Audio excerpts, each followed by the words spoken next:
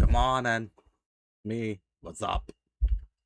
So yeah, internet was not stable last night, but it's stable morning. So we're gonna do some Genshin Impact.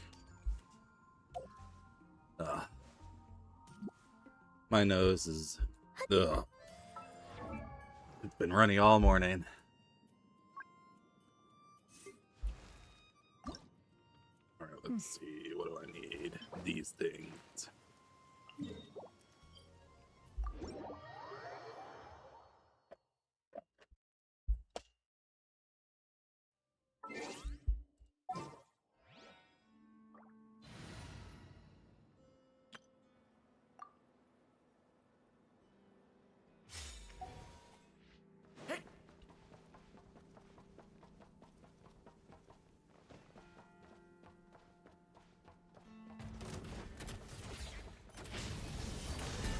Time for takeoff.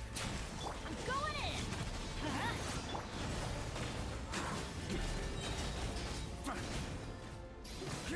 Flash! Yard! Thunder! The story has only just begun. Leave it. Brace yourself. Everybody stand back. Think you can get away?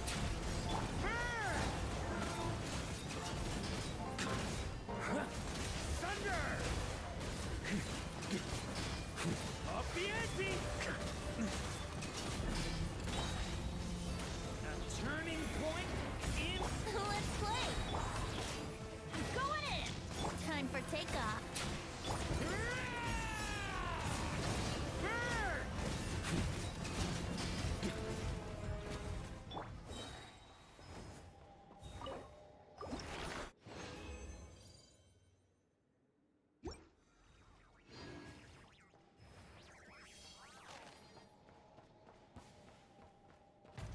Decay! New life! Brace yourself. Think you can get away? Teamwork is dreamwork. Let's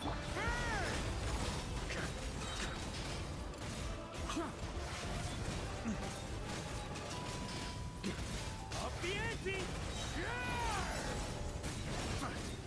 The story has only just begun! Leave it... time for takeoff. Everybody stand back.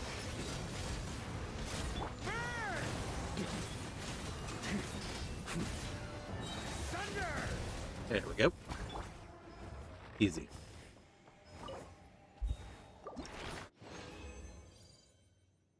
I need 20 of these, right? Probably not gonna get 20 today. A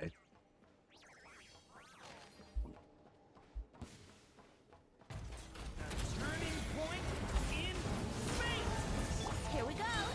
Think you can get away? Going in.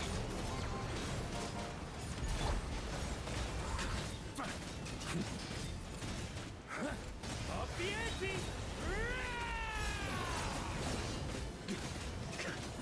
Thunder! The story has only just begun! Time for takeoff. Brace yourself. Teamwork is dreamwork. Huh?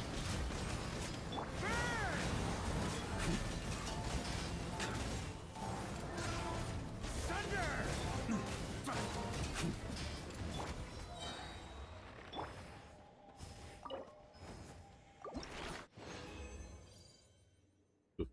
Three. If I get lucky and get 4 in the next 2 drops, I'll have it. But that's unlikely. The story has only just begun! Watch out! Think you can get away? Let's play. Everybody stand back.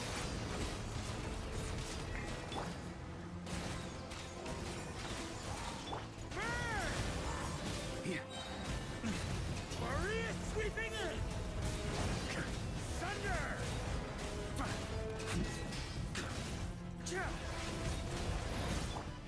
Devouring claw! I fucked up. I fucked up. Time for takeoff. I used the wrong fucking skill. Teamwork is dreamwork.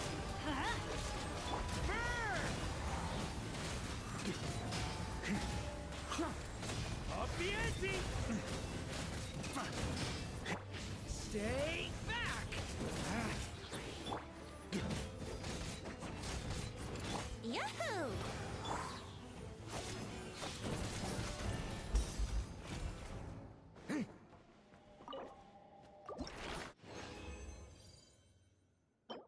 Yeah, no.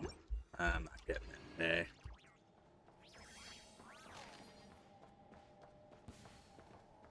The story has only just begun. Think you can get away? Here we go.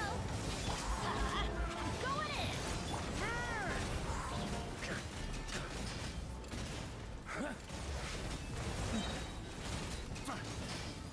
A worthy adversary.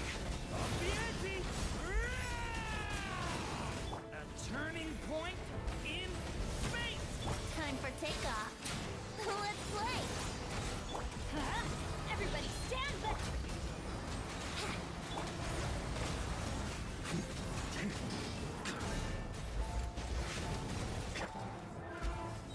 A little bit of healing before it disappears. There we go.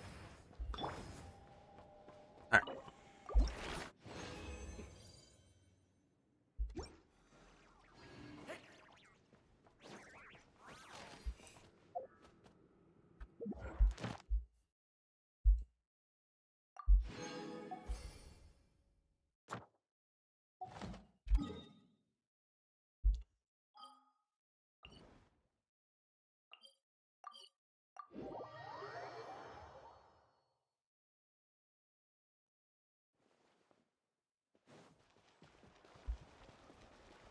Add Astra.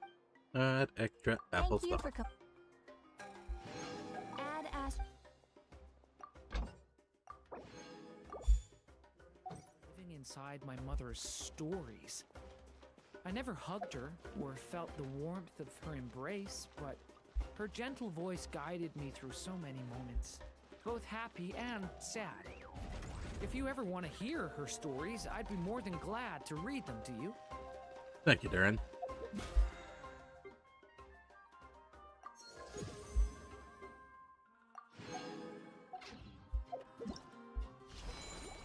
Ugh.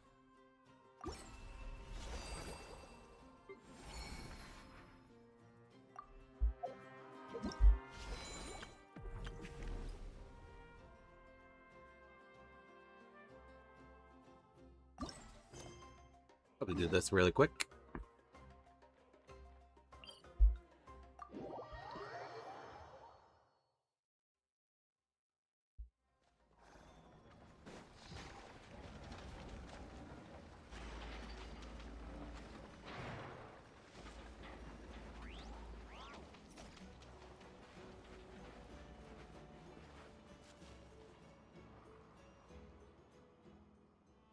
If late enough is right, the expert we've been waiting for should be arriving any moment now. Hey, look, it's Kazuha. Hold on one second.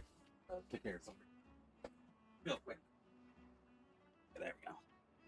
Alright. Ah.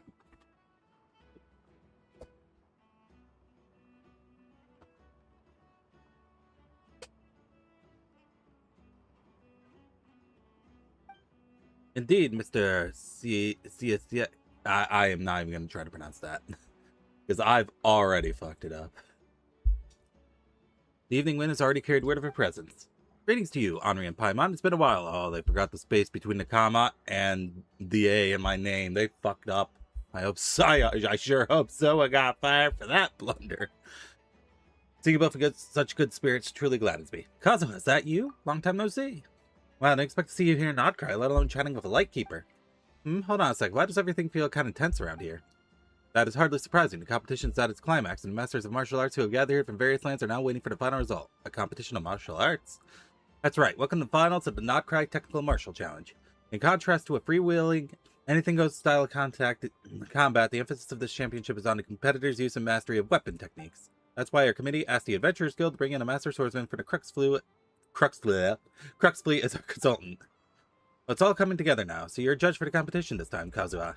That's correct. I was a little surprised myself. I didn't expect word of the Crux Clash to reach Nodcry. Captain Beta and the others were just at a trade show in Nasha Town. Now that their business is concluded, they are unlikely to come back anytime soon. As for myself, I presently have some leisure time and possess a measure of experience from the Crux Clash. For that reason, I accepted Mr. invitation. Thanks to Mr. Kazuha's keen eye and his almost perfect impartial judgment, being able to make good calls even in the most chaotic matches. But now we've run into a problem. Each of the three finalists has their own strengths, and none of them can overcome the other's techniques. At this rate, they could fight for days and still yield no result. No result? In a competition? Paimon's never heard of that before. In my opinion, we do well to proceed with that plan.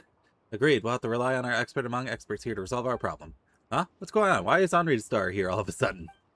If you were to demonstrate a portion of your skill, ow, it might be enough to break stalemate. Morning, Rooster. And you want me to put on an exhibition match?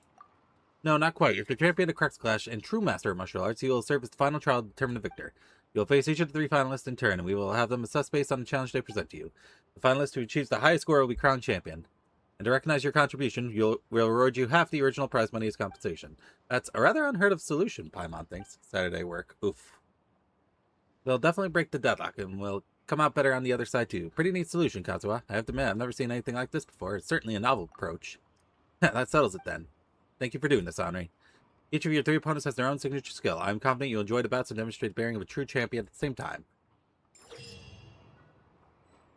You will not be able to use element. Okay, so yep, parry hone technique is this literally any different from any of the other ones of these ones. It does not seem like it. It seems like it's the exact same thing.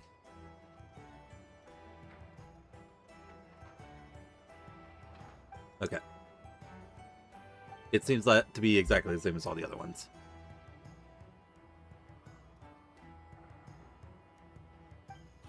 All right, let's do it.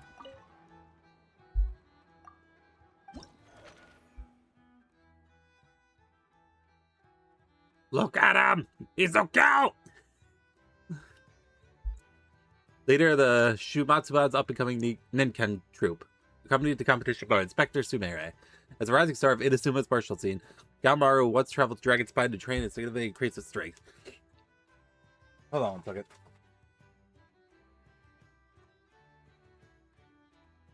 Oh, my nose.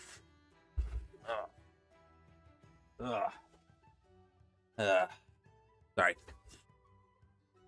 Traveled to Dragon Spawn to train and significantly increase its strength, going on to defeat all Ninkenza ninjas for the same cohort in the Shimatsuban's internal trials and withstanding Sayu's strongest attacks for a record-breaking amount of time. Its attacks embody the essence of Ninken blade work, speed and precision.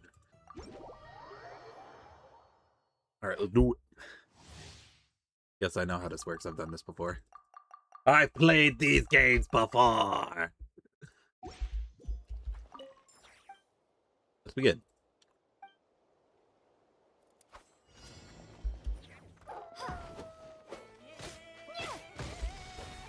Oh, too early.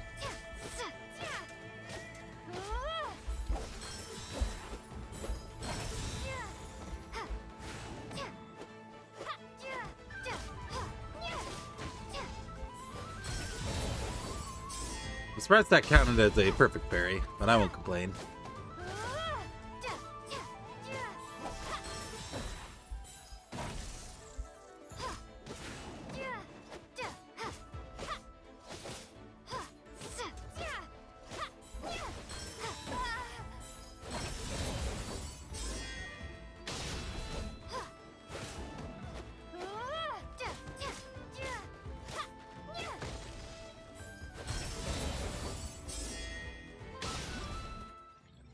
Got it.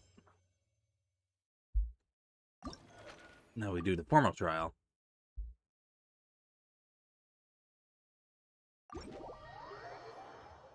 Yeah, this should be a very quick event. Let's be good. Hajime. Oh, we get a cinematic with the formal trial.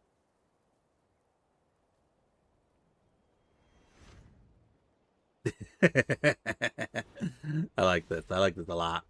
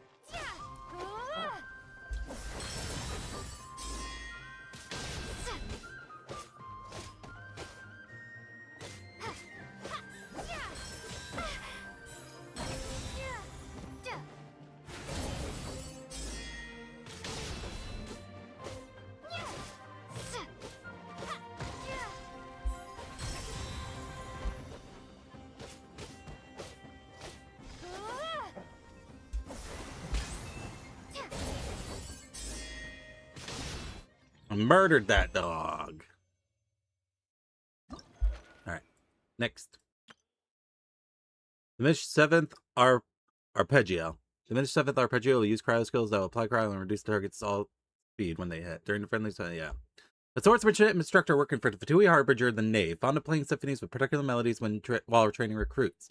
Their moniker comes from their tendency to perform knockout blows to their students when a certain chord is played. Rumor has it diminished 7th arpeggio and Yusa were childhood friends who even served together on the front lines, though for some reason they parted ways some years ago. Who would win in a fight between them has long been a hot topic among the lower ranks of the Fatui.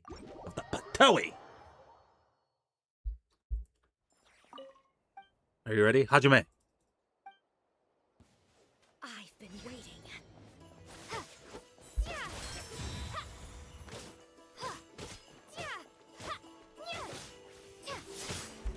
Forgive my discourtesy.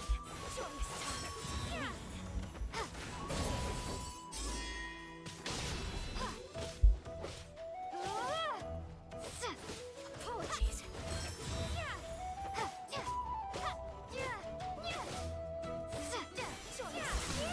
Ow.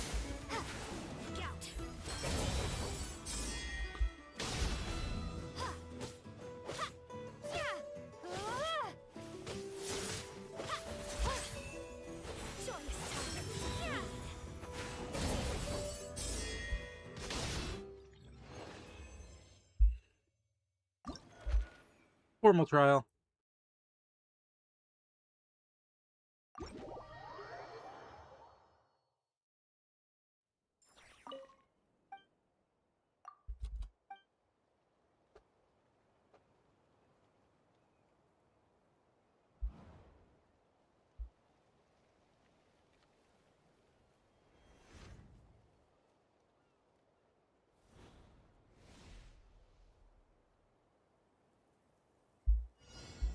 I've been waiting.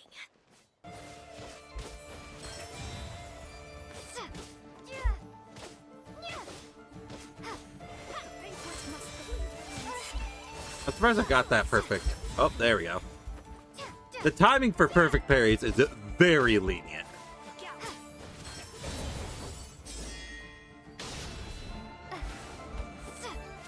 Ow.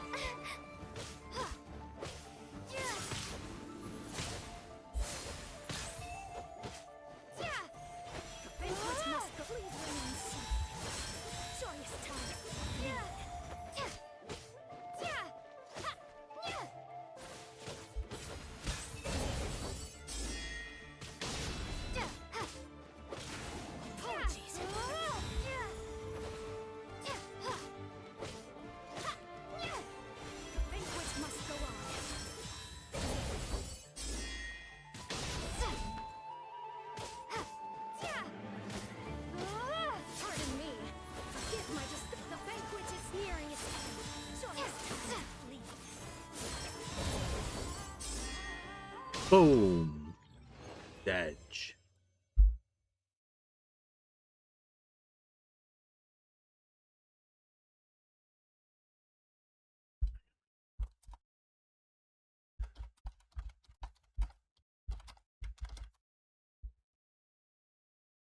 Okay.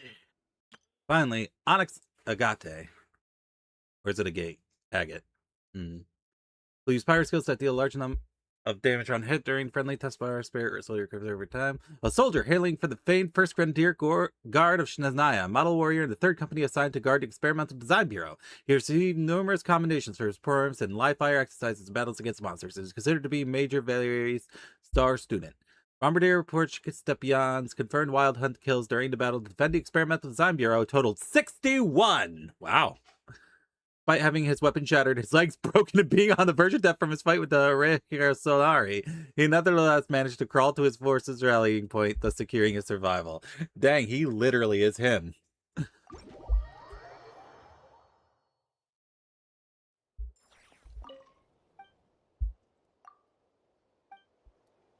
Use of force authorized.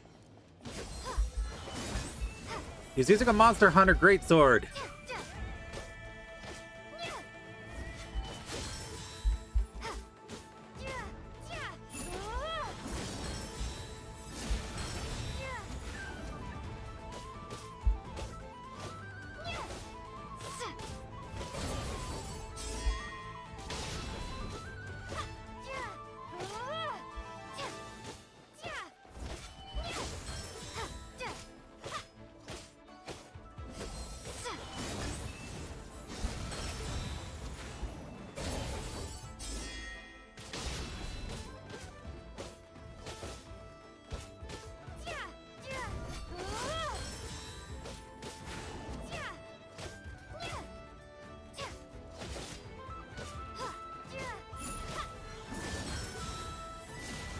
Ah, I missed the button.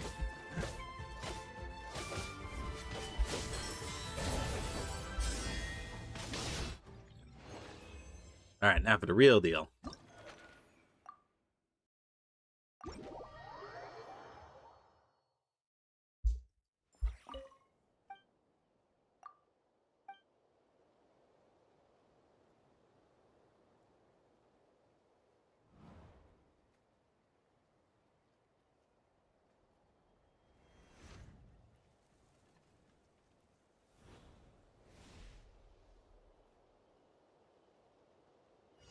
Use of force authorized.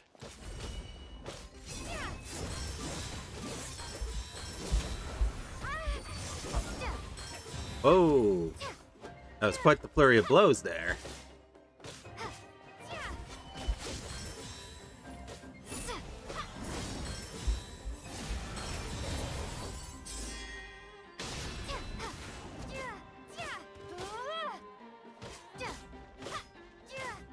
I warn you.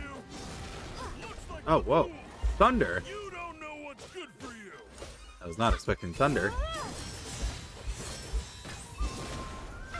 Ow.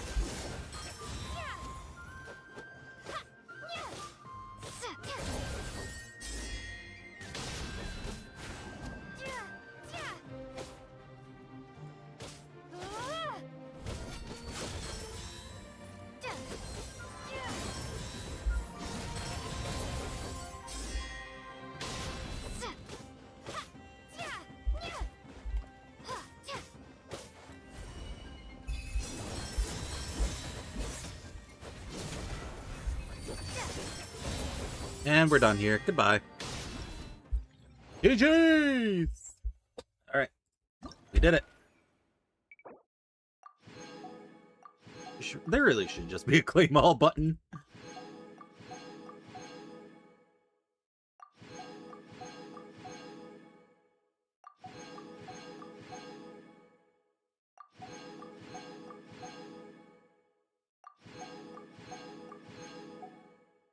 Alright. We're done! We did it!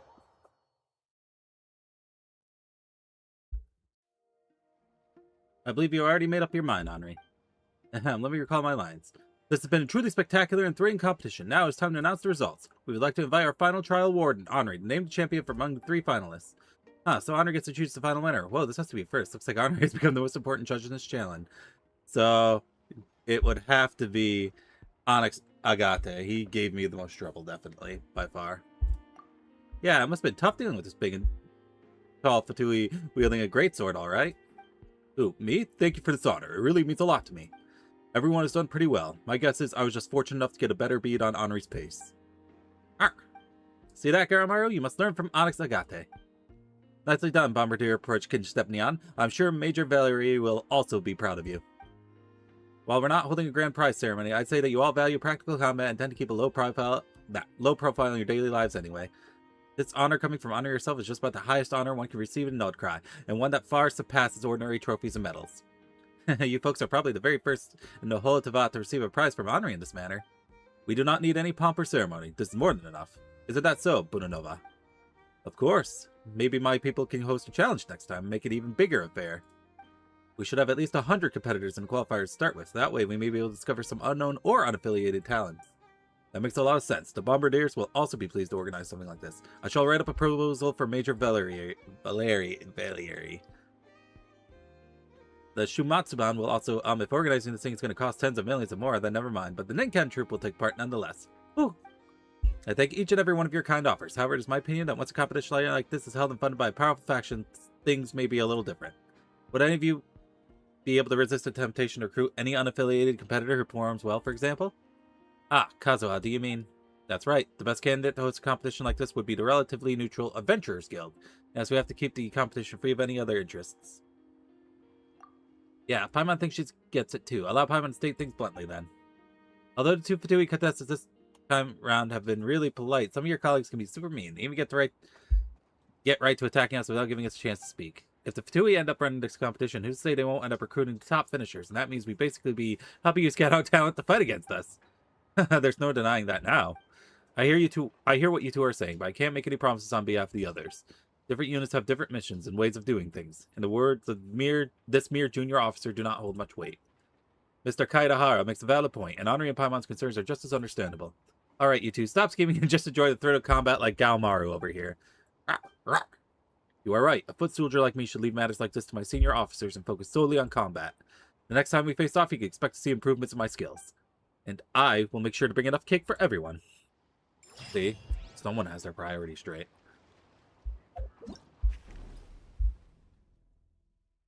Afterward completed. Sweet.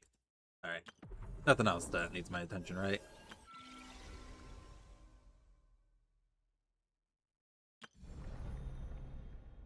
Oh yeah, I forgot. That's here now, too. That too.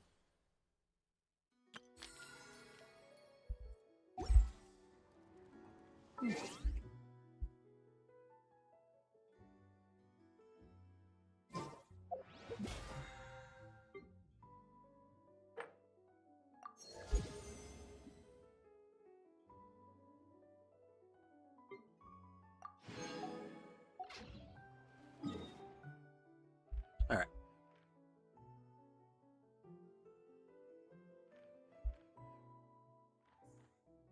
I've been slacking off on this. Oh, that's right! I can't do Selena Chronicles until I beat the Torre! Well, I guess we should probably get started on that, huh?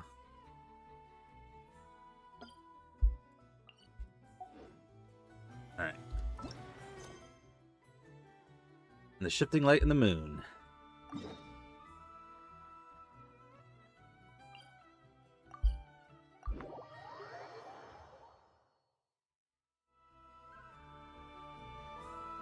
Thank you for waiting.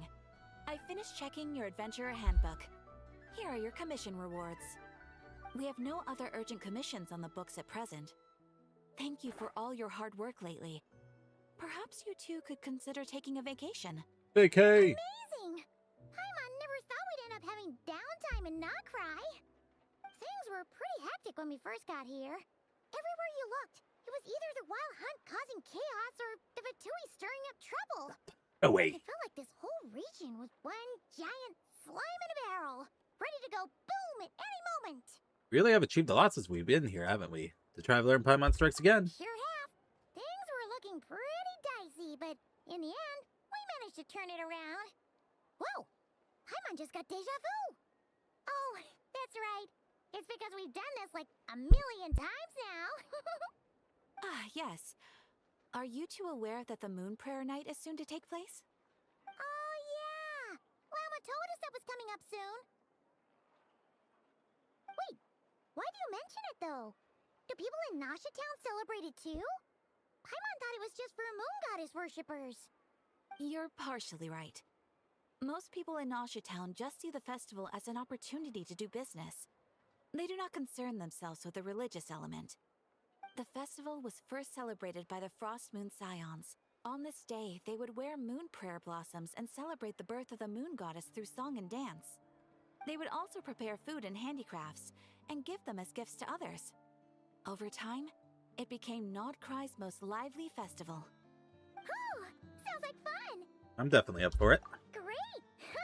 Well, in the meantime, since Catherine doesn't have any commissions for us, let's focus on some personal business instead. When we first got here, you mentioned that this was... Oh, yeah, I really forgot about that. related. We didn't get to follow up on it at the time, because we got wrapped up in that whole rare situation, but now we can finally start investigating it properly. Except we have no idea where to start. Well, there's a saying Paimon's heard around these parts, which goes, if you lift up a rock, you'll find something you weren't looking for. By that logic, you'll never find what you're looking for while you're searching, but the moment you stop looking, it'll jump right out at you. I'm not sure it's as simple as that. Could be worth a try though, right? Anyway, Paimon suggests we focus on other stuff we want to do for now, and just keep an ear out for spaceship-related intel as we go. We haven't seen Columbina in a while. He used a huge amount of power in the final battle against River and has been much weaker since then. I don't know if I can do anything genuinely to help her, but surely a little chat can do no harm. One other thing that concerns me is we've seen no trace of the doctor so far. What's wrong?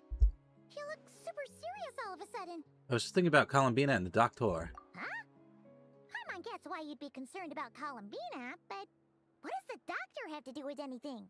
We learned back in Natland that he's been investigating the moon, but he's been suspiciously absent so far. Oh, that's true. And now that you mention it, we're definitely overdue for a showdown with the Fatui. It is weird that he hasn't shown himself this whole time. What could he be up to? Engrossed in one of his experiments, perhaps. Either way, his current inaction is a good thing. True. Paimon would much rather deal with Marionette anyway.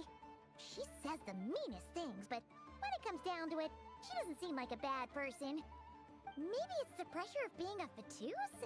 Especially as a Fatuse. harbinger. Does she feel like she's gotta act tough to keep up appearances or something? Maybe? But then, every time we headed out with Rarier, she always wound up having to repair Polonia and her other robots. That's gotta sting. Losing face always hurts more for people who care a lot about their image. She's probably still furious about it.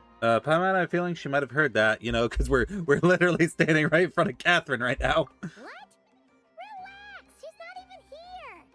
Huh? What's the matter? Oh, nothing. Sorry. Just had that whole conversation right in front of Catherine. Where are we again? Oh yeah, Columbina? Right, yeah. Let's go see Columbina. Song of the Welcome Moon, Act 5, A Nocturne of the Far North.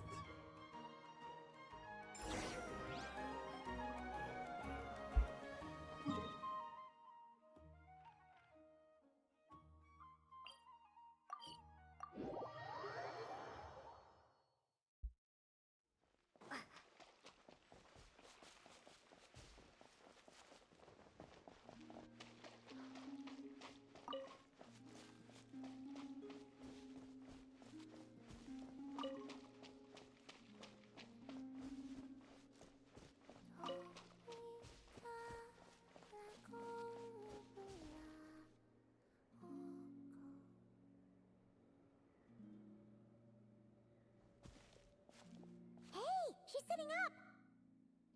Is me sitting here a rare sight? No, we just thought you'd be resting. Perhaps I would have been, were it not for the sudden arrival of some unexpected Damn! guests.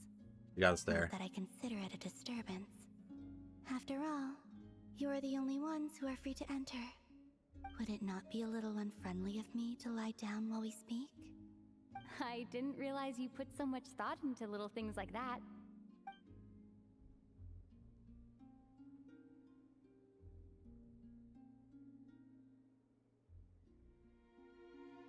Only sometimes. There have been moments lately where I think about you and your companions. They are warm, mysterious, and cozy memories. Very few of my past memories are anything like that. They say that travelers return home bearing bags full of souvenirs. But my luggage was empty, and I believed it would stay that way. Return home? So, you're still planning on returning to the moon? Yes. This planet continues to reject me, reminding me that I do not belong here. Rough. If I remain in Teyvat, there will come a day that I disintegrate. And I don't mean reduced to dust, or turned into food for the flowers. I mean, I will cease to exist entirely. Alright then. Well, we're sure gonna miss you. But it sounds like we'll have to say goodbye. How do you intend to return? The moon prayer night is soon to arrive. On that day, the moon will be closest to Teyvat. The Kuvaki in this land will reach its peak at that time. I merely need to grasp the tide, and with relatively little effort. Oh, Paimon gets it! It'll work like a slingshot! You make it sound like she's gonna get blasted up to the moon. If I did that, I suspect I would crash into the false sky. I will be using a much gentler approach. But I do like the analogy. It's fun. It is a fun analogy. You see? She gets Paimon's sense of humor. In the blink of an eye, the time has come to part ways. It does feel that way, doesn't it? Time seems to fly fastest when you are enjoying it. I have always thought of myself as a wanderer on this earth, and it has never expressed any desire to keep me here. Yet, just as I plan to depart, it tugs at my arm. Is this a gesture of affection? Or is the world mocking me? Oh. Were you hoping I can answer that? Yes. You are a traveler, so you must have a lot of experience in this area. Then, what I would say is, enjoy the moment. That's right! Don't overthink it! Happiness is happiness and joy is joy! The point is to enjoy it, not analyze it! I see. Then what I would say is, even though I am very tired right now, I am still happy.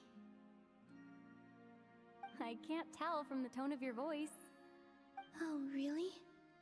You don't think I sound happy? I'm just kidding. I could tell you were in a good mood today from the moment we saw you. Ah, a joke. Albeit not a funny one. Anyway, I assume you're here about you-know-what. Give me your hand. Actually, it's not that. There's something else we wanted to discuss with you. Oh. Then, do you still want to give me your hand? Ow. Or not? Morning, Moth. Sure.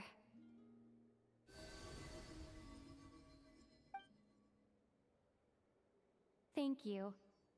So, I've heard that in the Moon Prayer Nights of the past, people here would hold celebrations in the Moon Goddess's honor. Since you helped so much in our fight against the Rehir of HisshAnri, I think you deserve a farewell party before you return home.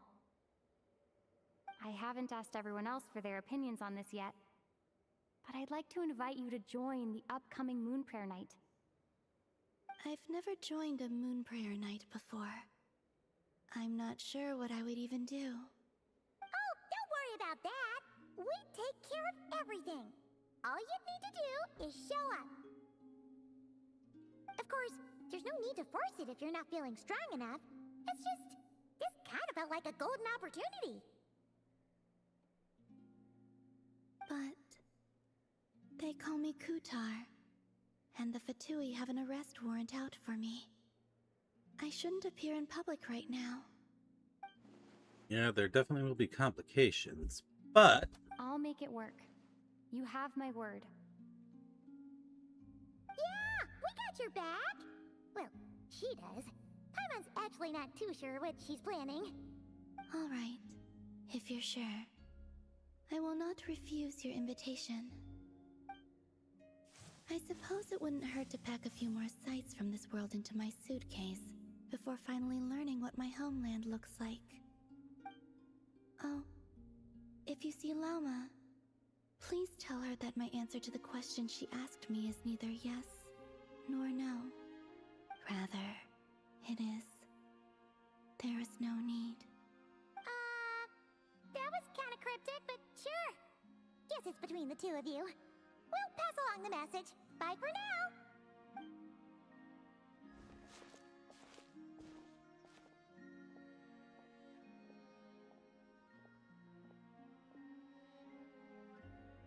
oh. She was hiding how weak she is. I do not know.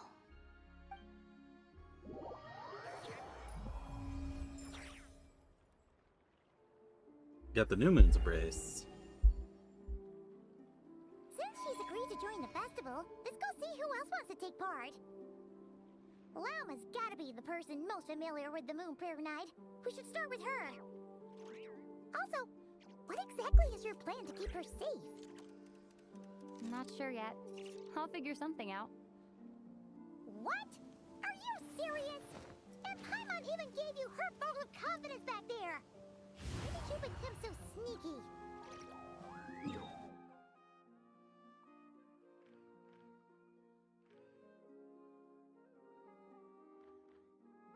Where am I going? A character is currently being used by another quest.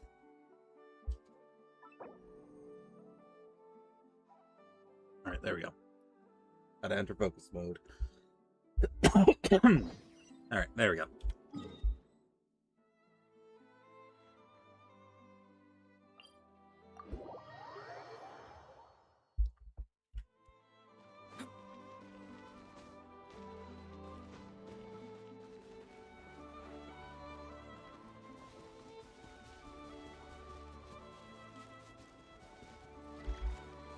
Hey, Llama! It's us! Huh? Varka? What are you doing here? Beats me. I had a bit too much to drink last night, and when I woke up, I was on Hisi Island. Mr. Varka is helping to oversee Nasha Town's preparations for Moon Prayer Night. He is here to go over some details. Okay, regarding so he decorations wasn't actually and drunk. custom cloth designs. Right, yeah, that too. Or maybe he was. What do you mean, that too? Preparations are already underway. Yes. Celebrating this festival is a long-held tradition here in Nodcry. On this day, the crescent moon at the top branches of the verdant crest turns into a full moon, and the moon prayer blossoms bloom with a special radiance. Our people take these to be blessed omens. It's an especially welcome event coming off the back of all that nasty business with Rare. Everyone got put through the ringer recently, and now they're looking to turn their fortunes around. The big shots in town all agree that a big, lively celebration is just what we need to rebuild people's faith in this place. No wonder Catherine said that people weren't so bothered about the religious element. That's right. It's become more of a local custom by this point. The celebrations have little to do with whether the religious stories behind this event are true or not. Even the Frost Moon Scions are eagerly awaiting the coming of Moon Prayer Night, despite now knowing that their past beliefs were founded on a falsehood. That's fair. It's a bit like the lantern ride in Liyue. It's a chance for people to enjoy themselves, not debate the existence of the Adepti. But though in their case, the Adepti definitely do exist. We've met plenty of them in our time. Oh, one other thing. We just went to see Columbina. We went ahead and invited her to take part in the festival this time. Hope it's okay. Wait, so... you mean she agreed to it? Huh. That's quite a surprise. Then I suppose that she intends to return to the moon on that day. Oh, yeah. It's kind of a complicated process, but basically, it's like a slingshot. You probably shouldn't have endorsed your metaphor. I understand. In truth, I had a feeling that she might make such a decision. Well, if Kuthar has decided to participate in the festival, we should prepare accordingly. Yeah, exactly. She was saying how it could be risky for her to show her face in public. We were wondering if there was any way we could hide her. Unfortunately, the people who carved the statues did an excellent job of capturing her likeness. It will be Damn very artists. challenging to hide a goddess whose face everyone is so familiar with. Darn! We may have bitten off more than we can chew here. Nah, don't sweat the small stuff. We can handle that. Huh? Are you saying you have a plan? Not as such, no, but the most important thing with a festival is to keep the mood light and your spirits up. You can't go preparing for a festival with those long faces. You'll never convince anyone to enjoy themselves. The Mondstatter spirit is strong with this one. As it happens, I agree with Mr. Varka. Let's start by making our appreciation for Kuthar the beating heart of the festive atmosphere. And who knows? Once we get the ball rolling, perhaps everything will just fall into place. Hey! Did you catch that? Llama said the thing! Or close enough, at least. I'm looking forward to the Moon Prayer Night already. We have a festival in Mondstadt called Windbloom. Yep. And you can always tell which couples are celebrating it for their first time by the smiles on their faces. Big, beaming smiles like their whole face is glowing. And I have a feeling we'll get to see that same smile on the Moon Goddess's face at this festival. Not the same, surely. Anyway, I'll take care of business in the city, but I'll have to leave the decor up to you and the Frost Moon Scions. No one else can capture that traditional aesthetic quite like you guys. But lastly, there's the final key element that brings the festival to life. Companionship. We'll take care of that Before part. you leave, let me show you something that we've been preparing. Mr. Varka had asked to see it already, so you may as well tag along. Okay. Also, I have some further questions about Kutar's decision. Yeah, we're supposed to share a message. Yeah, double Varka, let's go. Oh. Okay, this girl's not important enough to get a voice. Doesn't seem to be this one either. Oh, there, big sis. I don't think I've seen you before. Or the white-faced lady. Oh, it's because it's a world quest. God damn it. Welcome to Frost Moon Enclave. Is there anything I can help you with? Nope, we just got curious seeing you out here all alone like this. By the way, Paimon's Paimon. This is HisshAnri. There's Miss HisshAnri and Miss Paimon. You two don't look like you're from Nasha Town. We're adventurers. Actually, I'm the real mastermind behind the scenes in Nasha Town. Oh, seriously? That sounds so cool. Can I be your follower then, HisshAnri? You know, like one of those epic stories? Hey, quit messing around. We're just regular adventurers passing through, okay? No way we're secretly pulling all the strings in Nasha Town or anything. At least not that Paimon knows of. Must be nice, though, traveling around with your best friends, seeing the world together. It really is. We've been to so many places already. What about you? What are you doing out here just now? I was looking for pretty stones. Oh, Paimon gets it. You collect them, right? You're not the only ones. Some grown-ups are super into that, too. Nope, I'm going to use the pretty stones to bribe Mai into kidnapping me. Okay, back up. Okay, that makes it... Wait, what? That's definitely not what I was expecting. Seems normal enough for Notcry. No, this is not normal. Not even here. You've never heard the story of the legendary thief Reed Miller and the Fey Princess? But Mai told me it's super famous outside. Come, lady with moonlit eyes, let me steal your heart with this jewel that matches your gaze and whisk you away from this gilded cage. I'm not really sure what it means, but if you give someone something they like, that means you can go on an adventure with them, right? Not what it means at all. That's right. That's how I lured Paimon onto this path. I'm just being a little shitter right now. Hey, don't teach kids weird things. Just because Paimon loves your cooking doesn't mean our friendship started with a kidnapping. By the way, who's this Mai you're talking about? Telling kids strange stories like that. That sounds kind of questionable. She's not a bad person. She's about the same age as me. She's an adventurer too, just like you two. I got her sneaking around near camp once, so I made her tell a story. For some reason, she seemed to think we were some scary cult of weirdos who sacrificed kidnapped kids to the moon goddess. She tried to act all calm while begging me not to kill her. What kind of weird misunderstanding is that? Right? I have no idea where she even heard something like that. It's so strange, but since it sounded kind of funny, I didn't bother correcting her. I didn't bother correcting her. Okay, fair enough. That's exactly why you should have corrected her. In exchange, she promised to be my best friend and told me lots and lots of stories about the outside world. Mom and Dad never let me read stories from the outside world, saying only non-believers would like such worthless things, but my stories are really interesting. Why is Varka in the background? I'm pretty sure this is a side world quest and has nothing to do with the Archon quest, so why is Varka here? Like the fisherman who fell in love with a fae, the thief who died 3 times but escaped from the lady of the underworld thrice, and the changeling who longed to become human. They were kind people, not so kind people, and really, really bad people. Rich or poor, good or evil, in the end everyone dies in misery. Okay, yeah, your parents have a point. Those are pretty messed up. I really want to hear the whole thing. Could you tell me more? Okay, for example, Reed Miller's companion, the Shadow Weasel, swore to never step in the moonlight again. Huh? Now's not the time for stories like that. And anyway, those aren't exactly stories for kids.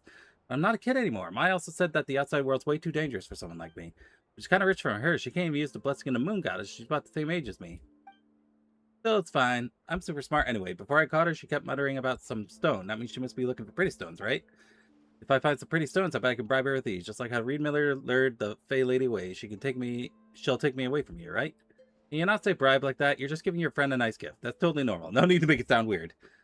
We'll be looking around this area anyway, so if we find any pretty pieces, we'll bring them back to you. Wow, really? Thank you so much. There he is. Alright. Huh? What's this? They sure look like they're having fun. I believe so. Kuhenki seem very skilled at playing drums like these, although I'm not sure where they learned it from. Maybe it's an innate talent? In their eyes, they're probably just playing with toys.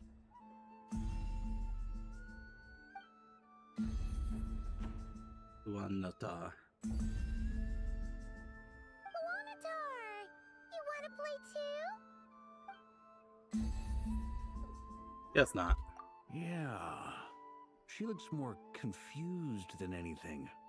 Maybe we can teach her next time if we get the chance.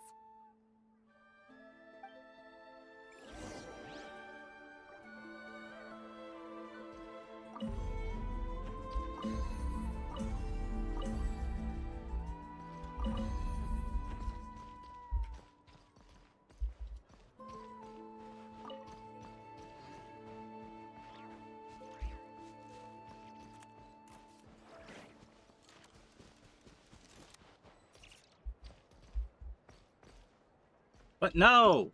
I don't want to do this! The royal quest getting in the way. There we go. Everyone seems hard at work. Or are they hard at work or hardly preparing working? items for Moon Prayer Night. For instance, the sculpture being made over here. Mr. Varka and I were just finalizing the details of where it will be placed. Ah, there she is. I didn't know the finished article would be so large. Not to worry, though. All the necessary arrangements have been made. Just let me know once it's ready, and I'll get some people to ship it over. You have my thanks. And over here, we are preparing a very traditional confection. Oh, look at all these colors! It looks great! Can Paimon try one? Of course. I have a feeling you'll like it a lot. You bet! Sweets and treats are Paimon's favorite! If you included those in the Feast of the Moon, I bet Paimon would have joined the Frost Moon Scions by now. There will also be verdant crests like this present in Nasha Town during the festival. The timing of Moon Prayer Night is not completely set in advance. We make a rough estimate, then observe the changes in the verdant crests and moon prayer blossoms to guide us. As such, the wait itself is a fun feature of this particular festival.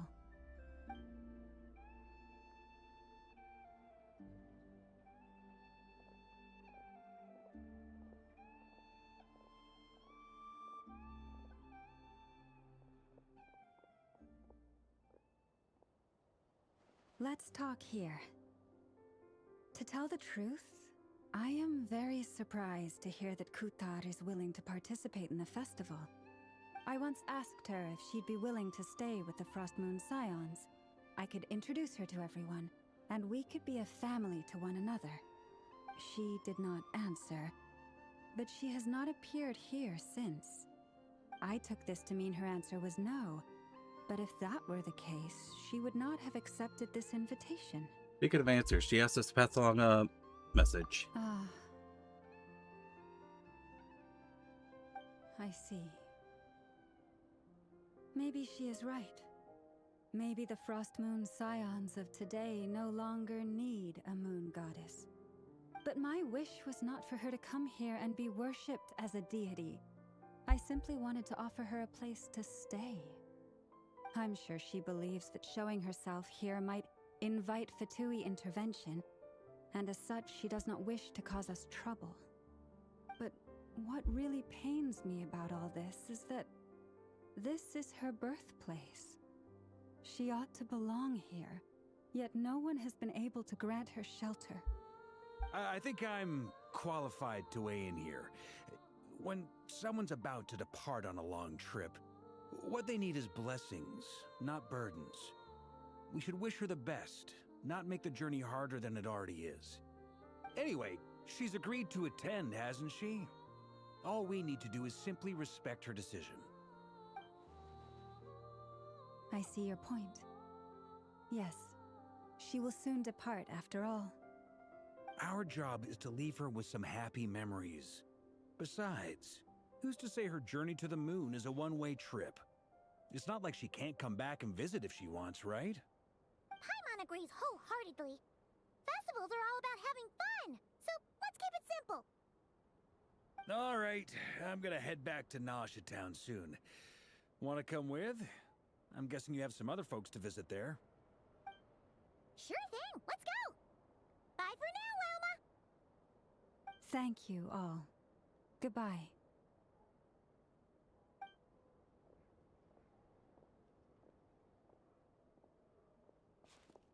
Traveler needs blessings, not burdens. Sounds good in principle, but will blessings alone be enough for Columbina?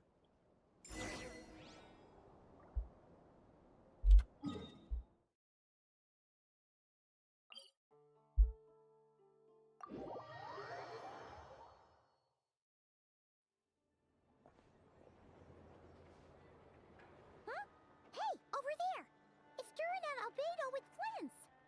What could they be chatting about?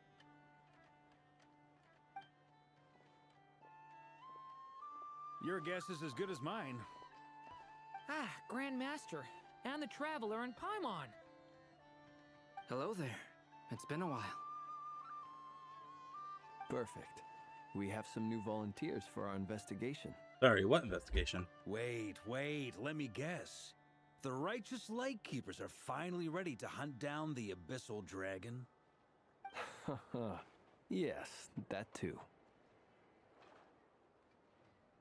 Yeah, right! Oh, wait! Why does everyone keep saying that too? Well, to be precise, the facts match, but not the causality. Wait, so I guessed right? Yeah. Half right! Don't act so impressed with yourself. Maybe I can explain. We ran into Mr. Flint's north of Nasha Town.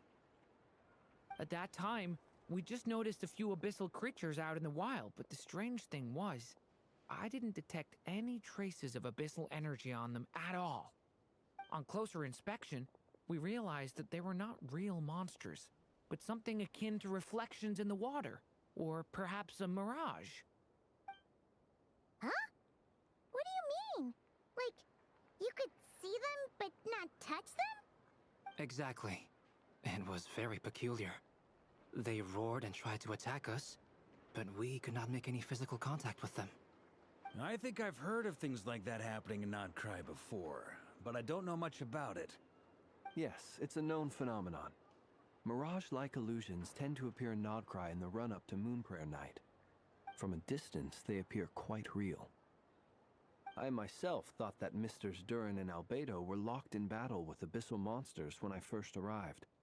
But after sharing intel and investigating a little further, we can confirm that these illusions are harmless. There is no great cause for concern. I see. I'm glad they're not real. They weren't real. All the Mirage stories I've heard are either animals, rocks, or small houses. Abyssal monsters, though? That's a first. It's a first for me, too. So I'm planning to look into it further just to be on the safe side. I intend to inspect a few more locations. What about you two? Any plans? Alice contacted me a few days ago. She'd like me and Durin to assist her with an experiment. But we lost contact shortly after receiving the message. I'm sure that comes as no surprise to anyone familiar with her. We don't know when the wind will blow, yet when the wind blows, we will know. That, in a nutshell, describes how Alice operates. Makes sense. Yeah, that tracks. Okay. Well, I suggest we investigate this Mirage business in the meantime. It's piqued my curiosity, and I'm pretty sure I know someone who will already be 10 steps ahead of us. Fineffer! Well said. Right? Whatever's happening in Nodcry, she always seems to be the first one to know. Let's go see what she knows. We can invite her and her staff to the festival while we're at it.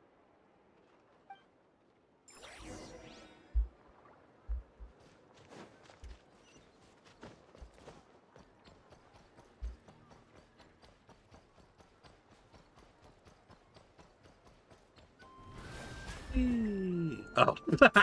I got stuck on that little rope. Huh? Ah!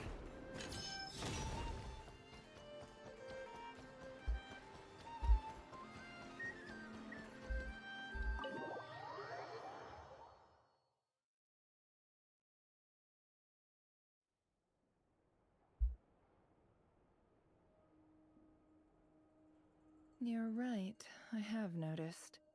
There's certainly something a little fishy about this situation. Only a little, though.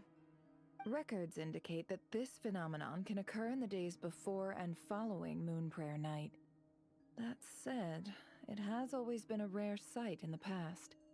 The odds of encountering these phantoms are similar to looking up in the night sky, happening to see a shooting star, and managing to make a wish before it disappears. But this time, either everyone's getting lucky, or they're appearing far more frequently than usual. Yehoda's out gathering intel as we speak. In the meantime, let me check off some points of interest. First, the Abyss.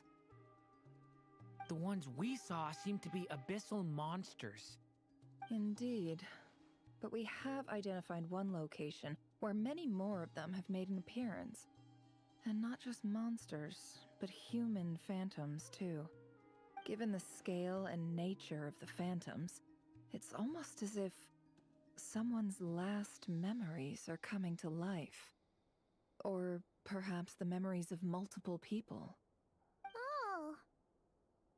So you mean the phantom monsters are hunting down the phantom humans? Exactly. The phantoms can interact with each other, but we have no means of intervening. In addition, some of the human phantoms would seem to be from the very distant past.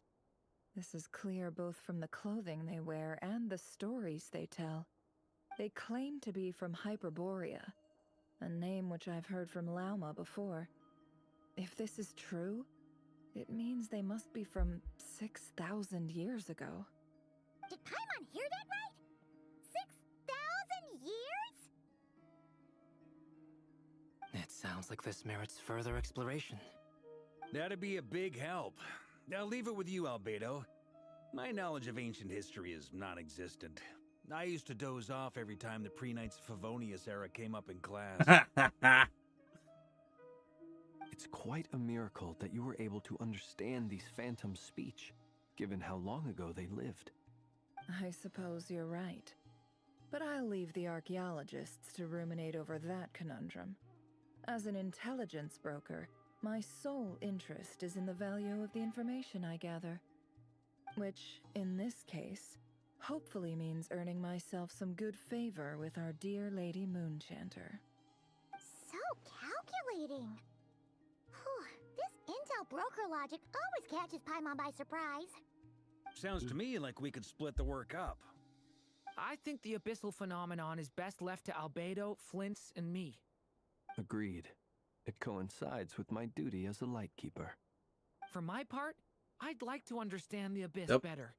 Even a little knowledge would That's go what a happens long when you way. don't charge your phone at night. This is certainly a rare opportunity to study the abyss. But even rarer, perhaps, is the chance to make contact with the ancients. The Curatorium will take the lead on investigating the Hyperboreans. We put in the work to learn what we know so far. It seems only fair that we get some quantity of exclusive intel. That just leaves our trusty team of 2 unassigned. Seems like it, yeah. Since you became an honorary knight, of course. This was part of my grand plan all Oh my along. goodness. Oh yeah, by the way, we managed to convince Columbina to come to the Moon Prayer Night celebrations. Would you and Yehoda like to join too? She agreed to that? Huh. Quite an achievement. Never underestimate the traveler, I guess. I'd be happy to join. No point shutting myself inside when the streets are all decked out. I doubt any clients will be visiting during the festival in any case. And Yehoda loves a party, so I'm sure she'll jump at the opportunity. No! Oh, no. No! Way to contradict me in front of... Wait, no, that's not what I have bad news, boss. Bad news. So many people. All right, everyone inside. Quick! She's zooming. This is gonna sound crazy, but hear me out. I saw one of those phantoms that started. Oh, and yeah. Let's It go. was some sort of flying ship. spaceship at Star Sand Shoal. That's gotta be the one you came to Tibet in. You said you saw the same thing through the moon marrow, right? Huh? You already know about it? Ugh, I thought I was gonna blow people's Surprise, I'm an minds. alien. Turns out I'm the last to find out. Wait, back up. You came here in a spaceship? Now my mind is blown! What's it like on the inside? Was it like flying through space? I want to know everything! Maybe that's a conversation for next time. Yep, exactly. Huge discovery. You're the best. Second best intel broker in the world. After your boss, of course. Wow. Really? Well, I don't know if I'm all that, but... I guess that decides where we're heading next. Star Sand Shoal! Come on, don't look at me like that. I know the spaceship doesn't have anything to do with me, but you don't want to leave me as the only one twiddling my thumbs, do you? Please? Take Varka. Fair enough. We take Varka with us.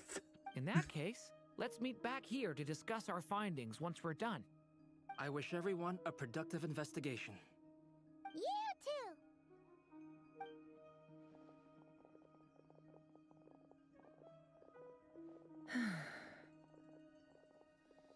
What's up, boss?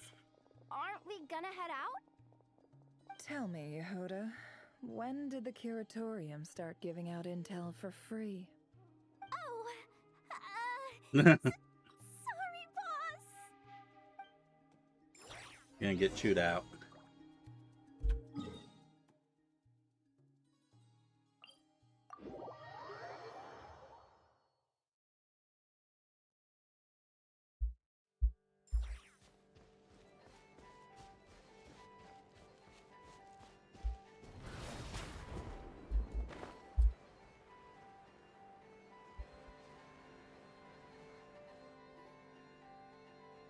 There it is.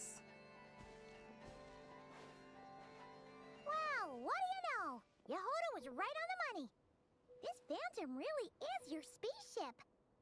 But that's so weird. Why would it show up here? Is it some kind of projection? Or a ghost? Like, maybe it no longer exists. But somehow it left an afterimage? I'm not sure either. Ah, you're already here. Oh, hey, Lama. Miss Lauma, what a surprise. I thought you were busy with festival preparations. I was, until one of our people informed me that a strange sight had appeared at Star Sand Shoal. No one's ever seen something quite like this before. I thought I should see it for myself. Same here. Oh, so we heard that these things appear around the festival period. Any idea why that is? Unfortunately not. We have very limited information about them, since they can't be interacted with. And no human phantoms have ever made an appearance before now. The most we've been able to deduce is that these sightings appear to be connected to the increase in Kuvaki energy around this time. Let's look around, see what we can find out. Yeah, seems like that's all we can do. This is all so confusing. Allow me to lend you a hand.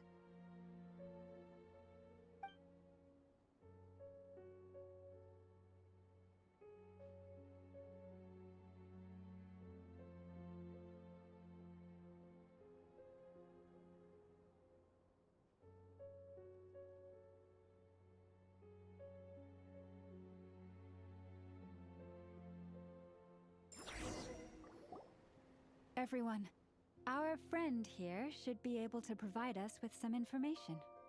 Is that a phantom Rhymehorn deer?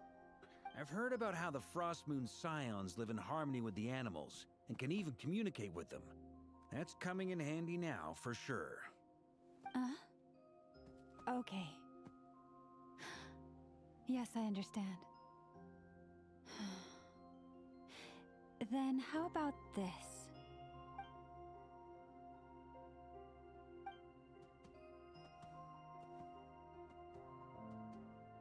Oh, it's leaving. It appears to share our curiosity about this giant spaceship, so I asked it if it wouldn't mind investigating along with some friends. In return, I told it about some nearby spots where the wild fruit grows abundantly. We may live in a different era from these phantoms, but I trust that the terrain, climate, and ecology here are more resistant to the effects of time than some things are. Let's give them a moment and hope for the best. The Goomums, the Renhorn deer, and its companions return happily. All back together? Must have been a lot of fruit. Indeed. Now let me ask them some questions.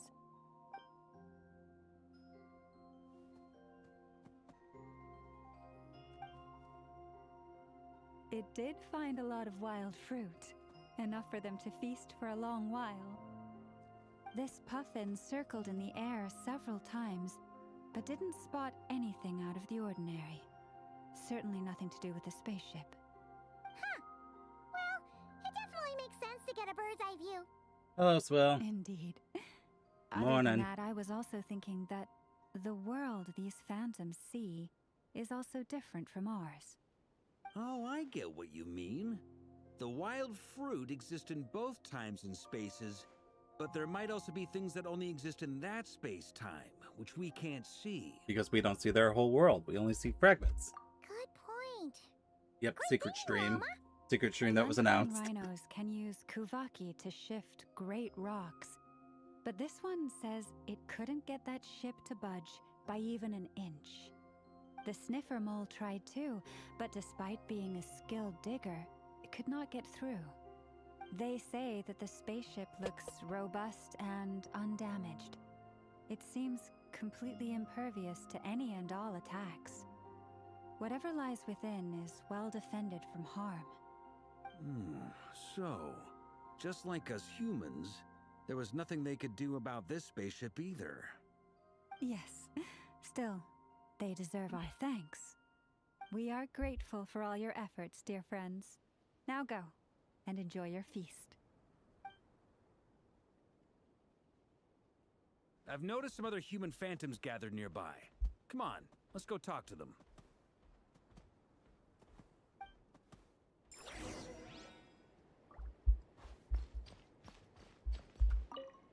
Those illusions and those people. It's all a little creepy, don't you think? Nah, all part of the festive atmosphere. Oh, part of the festive atmosphere. This shit.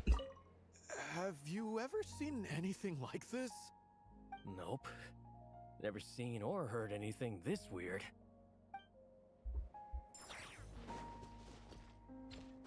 Oh, right, they're spooky, scary ghosts. You can't touch them. They're not real.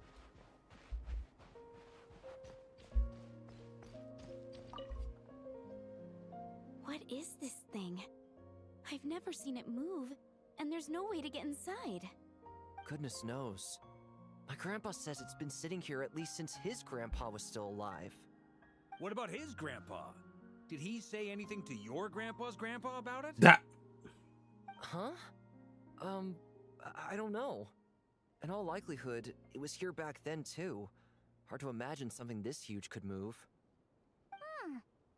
Guess that means that as far as they're concerned, this ship's been around a long time.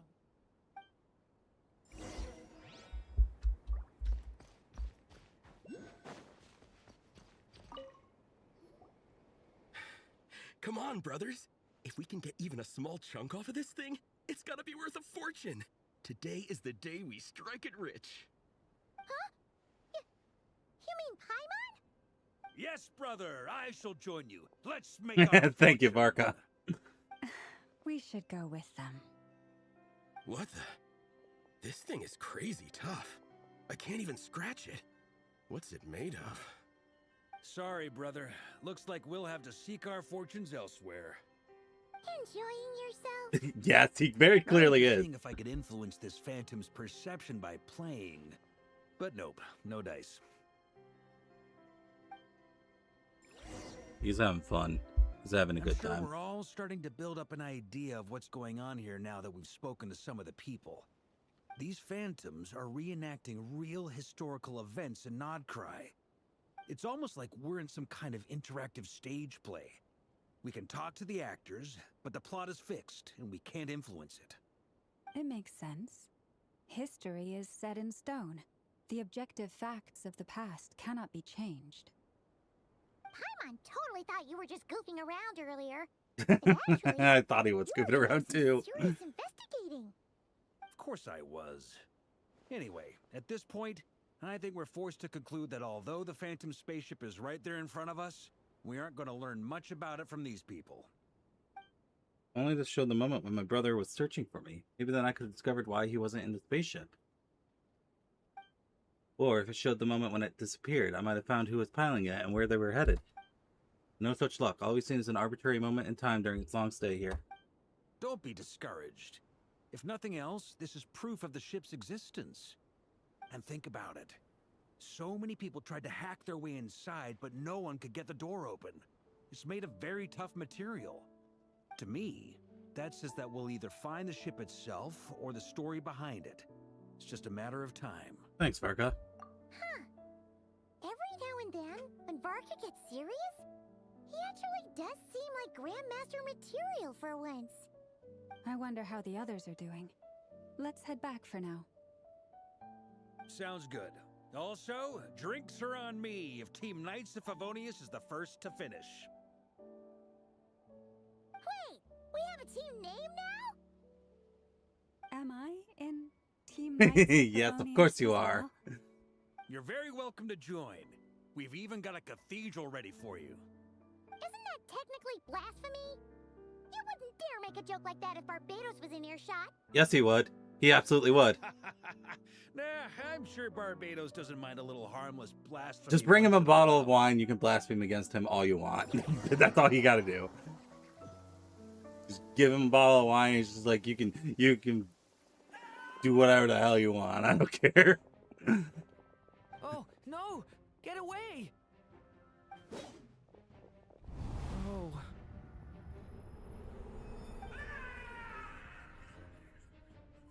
Tragic.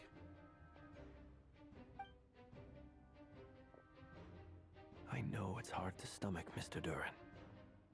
But as I'm sure you've noticed, there is nothing we can do to intervene in that which unfolds before us. But we have to at least try. And try you have. But are you aware of how many unsuccessful attempts you've made now? I wasn't keeping count. I'm afraid this is the 39th failure so far. Or the 5th if we're only counting this particular victim. There are no indications that these phantoms may be altered in any way. You seem to have calmed down a little. I'll make us a fire. You should rest and have some water. Feeling any better now, Mr. Duran? May I ask a few questions? Be my guest. What exactly are we witnessing here? What happened to those people? My guess would be that we are seeing Nodcry during the Conrian Cataclysm. Would that be accurate? Conria. That is correct. Oh. And away. Thank you for the follow. Welcome in. Even the tiniest crack, it floods in and spreads like wildfire. There was a time in the distant past when it permeated all of Nodcry, causing immeasurable harm. The people paid a terrible price to heal this land. Then 500 years ago, the whole of Teyvat suffered an abyssal disaster. Would you like some? Nodcry was dealt a devastating blow. I see. In the face I should of drink the more abyssal tea, honestly. onslaught, all were like grains of sand tossed Too much around coffee by a lately. tidal wave. Yes, Be the they mini human, dragon. Mini Duran. say, But he's not mini or anymore. God.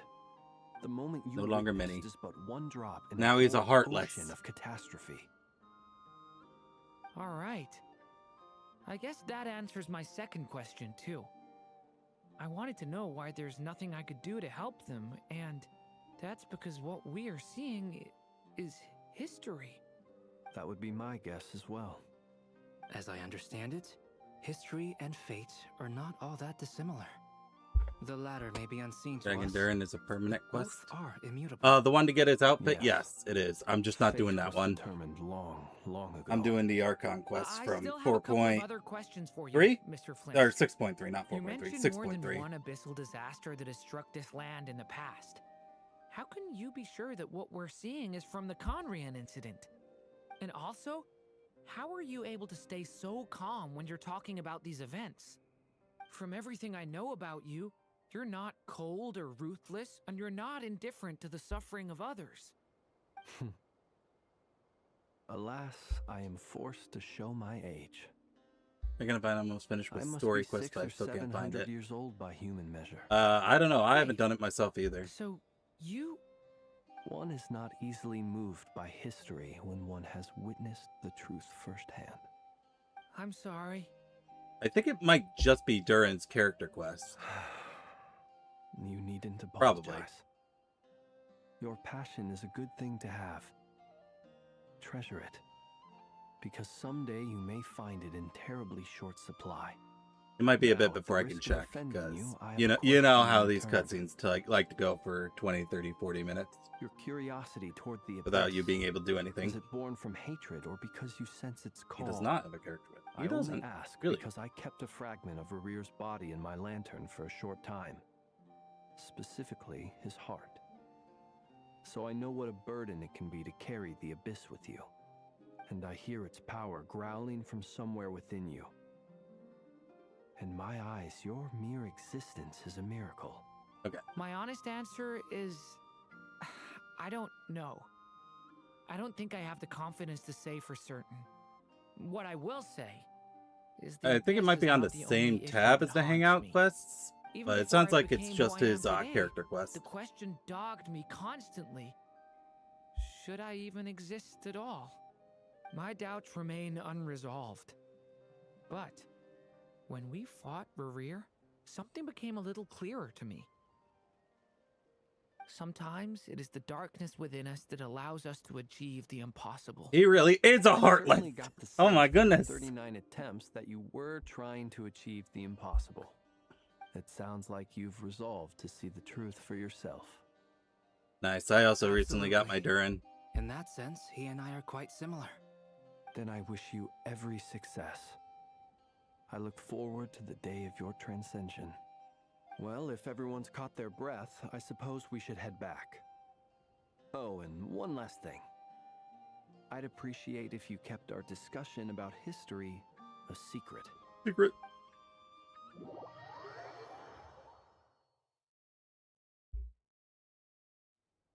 Incredibly, our separate investigations led us all to the same conclusion.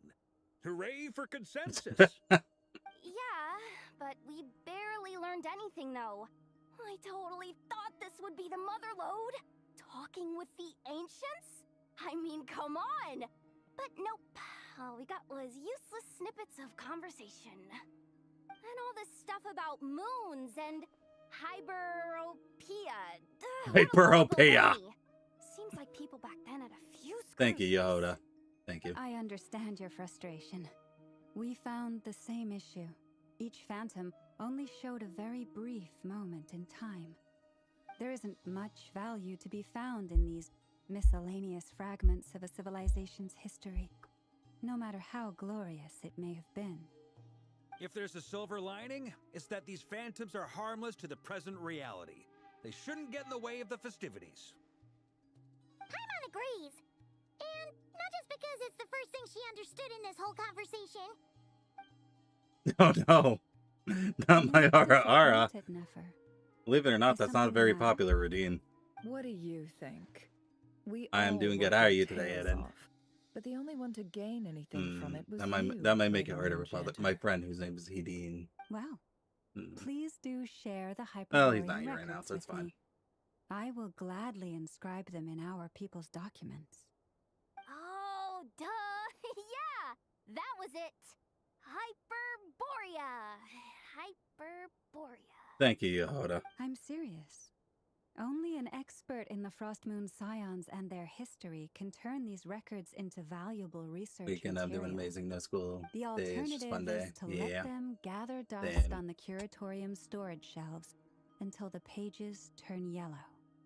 Nefer, So I stole a lot of channel wise points for enough someone to of know similar that name. cooperating He and did sharing not the believe, or did profits he is the believe? best course of action here.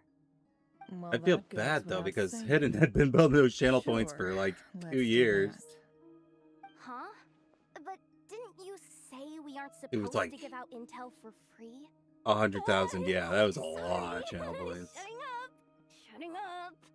Yep, shut up, Now is Yoda. not a good time to push Nefer's buttons. Shut up. Anyway, back to Moon Prayer Night. I'm thinking that we should prepare something a little special, aside from the usual decorations and so on. You mean a parting gift? Can't go wrong with food. Although, does food go bad on the moon? Probably. Perhaps a lantern would be a better choice. It might be dark up there. It could prove How difficult could to you? light a lantern on the It's moon. because she sometimes needs to learn to Magical be stone when structures to like shut purpose her better. trap before it gets her in trouble. What about a clockwork mecha model from Fontaine? I've got a whole bunch at home. I use them for fighting practice in my free time. None of these sound like things she would be even remotely interested in. But we don't interact with her enough to know I what got she it. We'll likes. send Sandrone with her. Yeah. That'll work. It would really save us the guesswork if someone could find out what she's into. I wonder who that could be. Traveler, they're all looking at you. All right. It is time for our ad break. So give me a few minutes while I roll the ads and I'll be right back.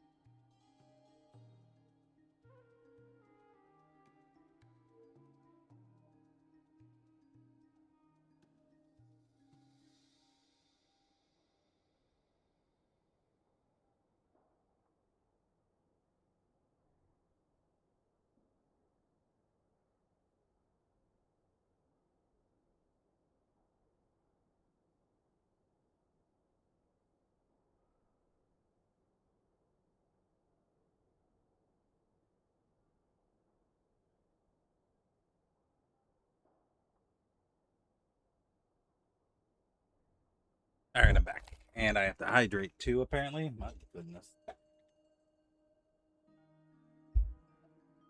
Okay. Let's autoplay. Yep, it's on. Okay. Okay, I got it. I'll find a chance to ask her. Great! Haha, problem solved.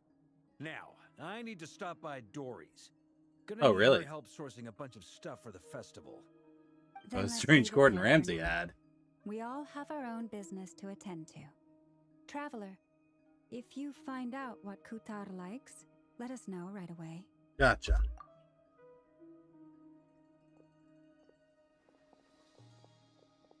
I'm just saying. We'll send her to the moon with Sandra, and that's Is all she something needs. the matter? That's my line, Duran. You seem a little down. I'm fine. It's just...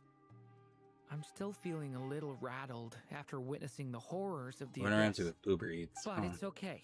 This is something is I weird. have to work through. I'll be all right. Thanks for your concern. Well, don't put too much pressure on yourself. If you ever feel like something's wrong, physically or mentally, we're here to talk. Don't forget, I'm a member of the Knights of Favonius. You can always rely on me. Come on. Stop treating me like a kid. There we go. Alright, so if we go to the character quests, which are overview, is it Traveler's Tales? No. Shoot, how do you get the character quests again? Not event quests, story quests? There we go, story quests. Look at all these character quests I have not done. There is a lot of them. There's a lot more than I thought there would be. Oh wait, no, I did these ones at the end. I did all of them.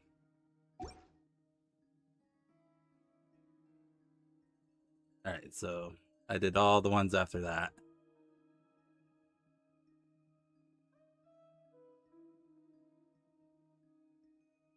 There's Duran. I need to complete Draco Rubido chapter Act 1.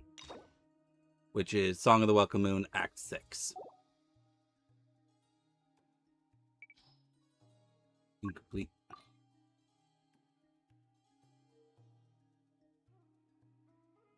Actually, now that I think about it, I haven't used any of my keys. Is that still a thing? Using keys to unlock character quests? Or did they get rid of that a long time ago? Oh, wait, there they are.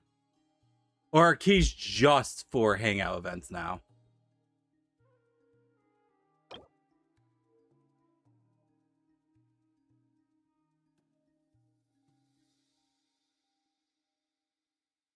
Okay, so they completely changed it. Cool. Yeah, I always thought it was kind of weird to lock the character quests behind those keys. They must have changed that a while ago because I didn't notice.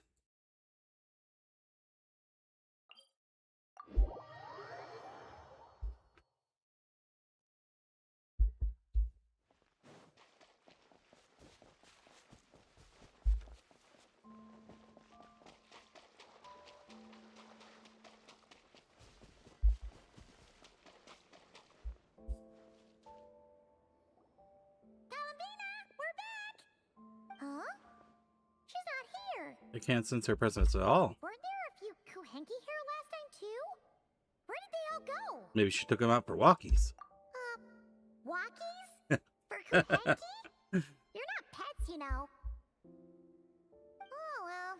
Looks like we just came at a bad time. Let's try again tomorrow. There's still a few days until Moon Prayer Night, so we're in no rush. Besides, she needs time to rest anyway. Fair point. Let's go.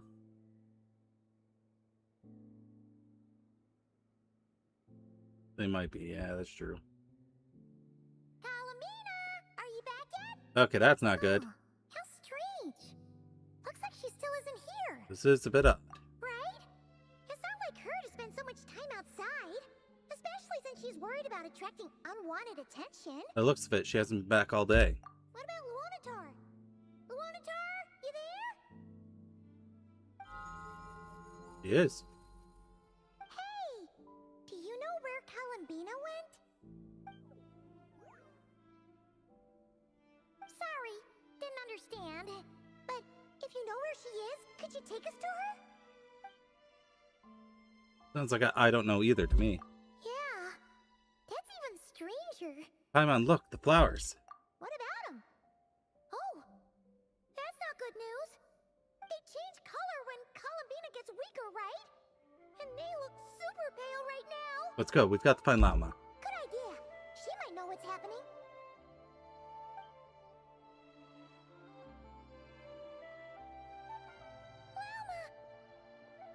Ah, it's you. How is Kutar? Is she okay? She's missing. No, she hasn't.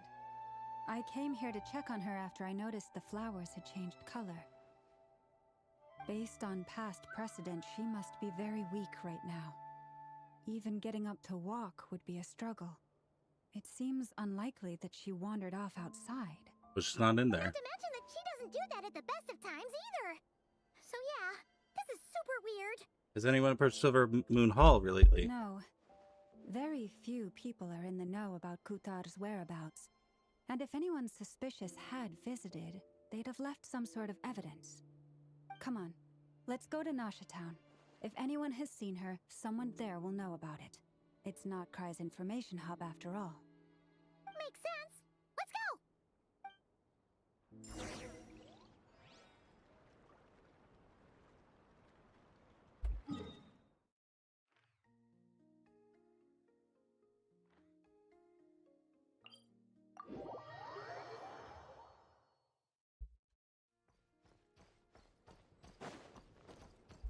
Yeah, let's do it.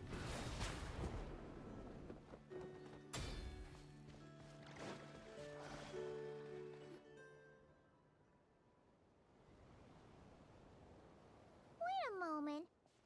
Is it just Paimon, or is this stall kind of suspicious? It's never been here before, right? No, I don't recognize it. Alas, your free and easy adventure time is over. Now, prepare to face the final boss of Nod Cry. Whoa! Where'd that voice come from? Not sure, but it's definitely hostile. No, no, no, not that way. The final boss is right here. The sniffer mole? An evil witch who deserves to be trapped by the Dodo King. Final boss? Surely not. Also... The voice is only a little familiar. Okay, the jig is up. I'll stop teasing you. Turn around. I'm right behind you. And there she be. Seems It her. managed to leave quite an indelible impression. Finally makes her even though appearance. You've never seen my face. Nothing could make a great mage more pleased with herself. Raven Rose, Dodo King, Defender, Old Monsep, but most importantly, Mother of the most adorable Klee.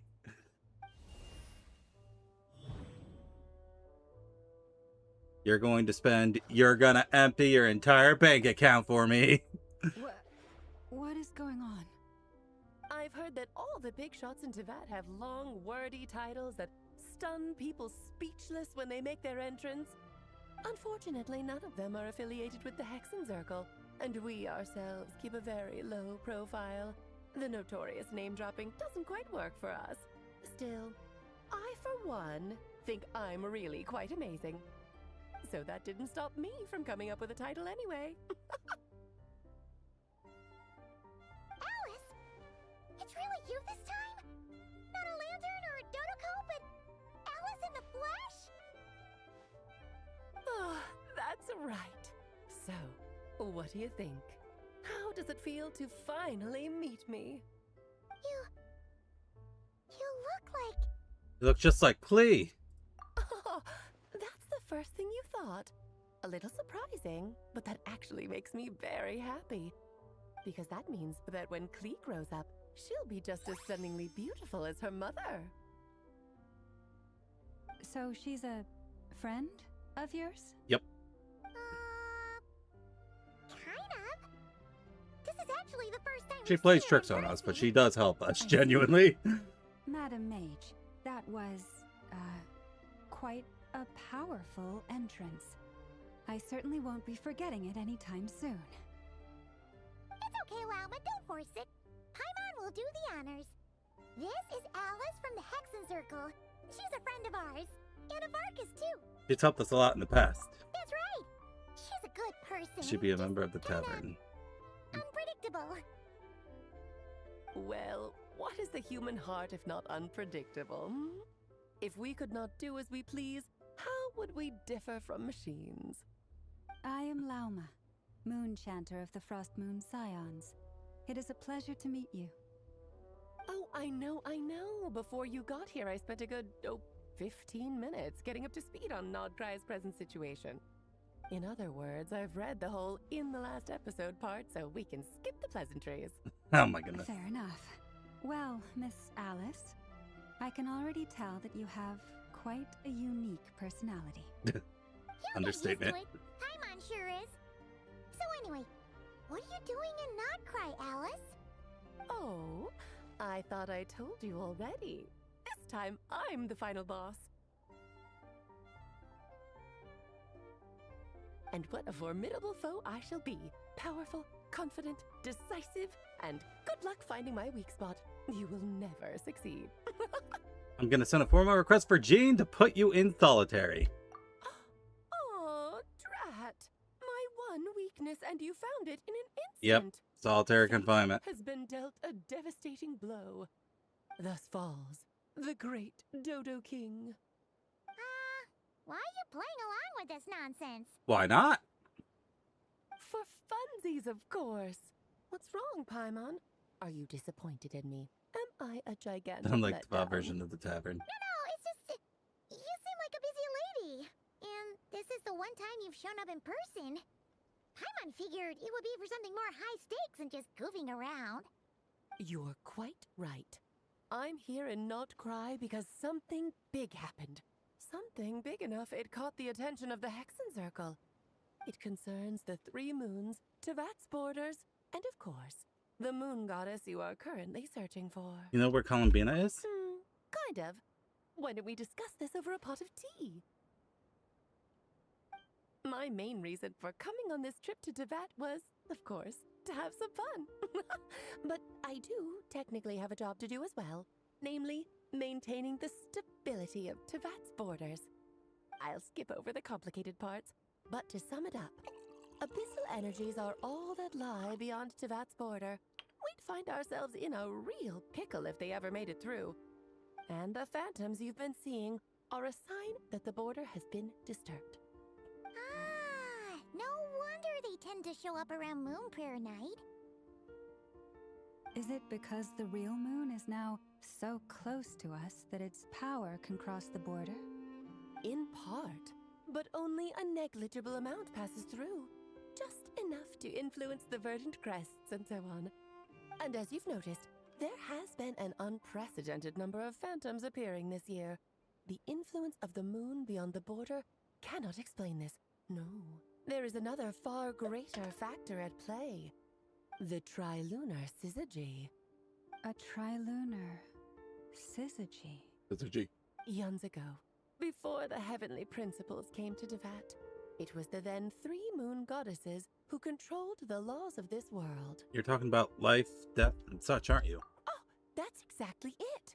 The 3 goddesses split these powers amongst themselves, promising never to consolidate them into one singular body. This was meant to keep the world stable. But, fast-forwarding to the present, the eternal moon's marrow is with you, while the iridescent moon's marrow, which should never have appeared in this world, has been retrieved. Add that to the presence of a moon goddess in the flesh, and the power of all 3 moons is gathered here in Nodcry. There hasn't been an event like this since the War of Funerary Flame. And it's having a noticeable effect on Tevat's borders. Why are you so concerned about said borders, may I ask? Because I wish to give my darling daughter a peaceful, sunny environment to grow up in. Is that a good enough reason? Kinda sounds like you're dodging the question, but it does make sense.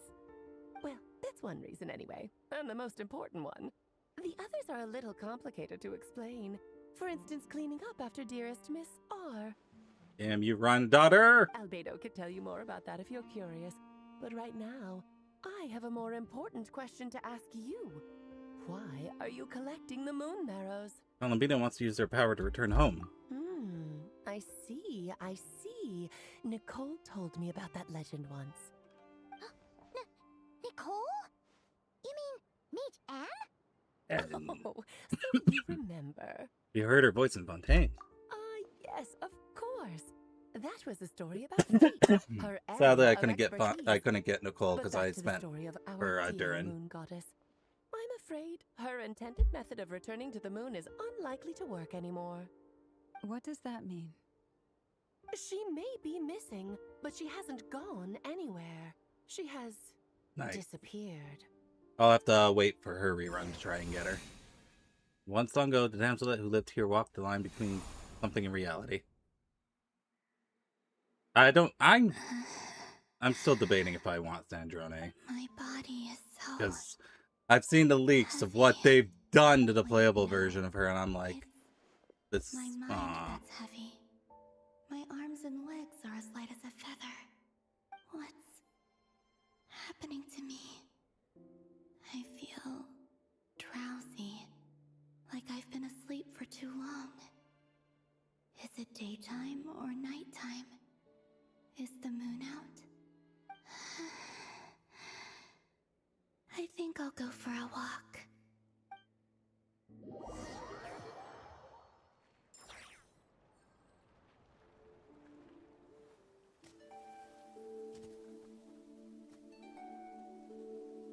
Are you out for a walk too? Huh?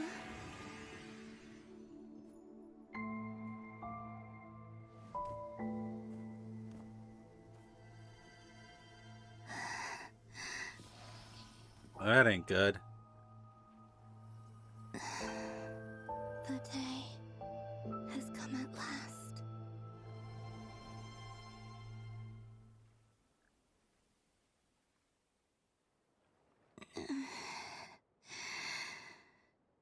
Have I grown so weak that I can't even sustain my physical form?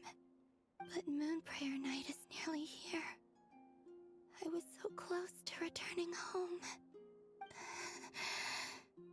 Death is near. Is this how it ends for me? Will I return to the moon after I disappear? Or... I don't know. Not sure. I don't want it to end like this. So far, at least, I still exist. Even if not physically, I can still feel. But as my power wanes, I'm sure that too will fade. I suppose I might take one final look at this world. The world where I was born. Maybe your last chance to visit the Frost Moon Enclave. Don't let it slip away. Come on, come on! Wait for me! The Frost Moon Enclave. How much it has changed since I was born. These decorations, they're so heavy. It's times like these when you kind of wish men could be priestesses and acolytes too.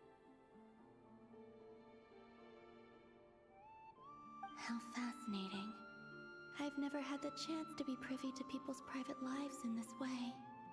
In the past, people would get so solemn and serious the moment I showed my face. Like they were frozen stiff. Karina, Lametti, it's time to eat.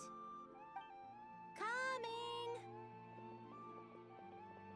Alright, Silver, who's not new here. How you doing today? I want to watch them a little longer.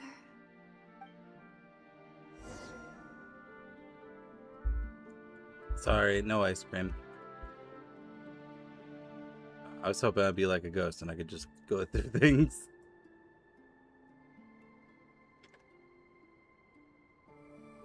So just fill these balloons with air, right? Yep. Try a couple now to test things out. The rest can wait till Moon Prayer Night. Think fast.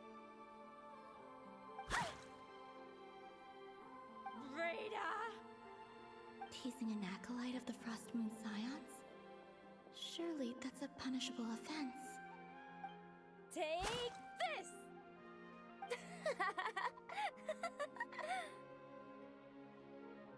Huh?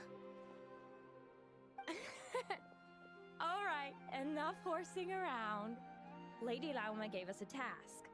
We should get back to it. The task is just to check that the balloons don't leak, right? Doesn't matter if we fill them with air or water. Okay, you got me there. And you got me there. But still, we can't use all the balloons before the festival even starts. We won't use all of them. And as long as Lady Lauma's trusted acolyte doesn't snitch, this can stay as a little secret between friends. A couple more can't do any harm, right? Oh, you menace. Then, think fast! Is pumping a balloon full of water really so much fun?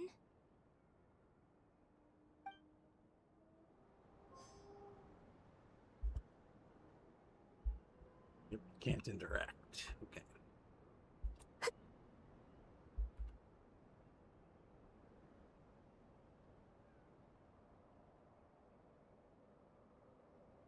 I'm sure you're both tired from playing all day. Come on, eat up. A plain, humble meal. That has always been the way of the Frost Moon Scions.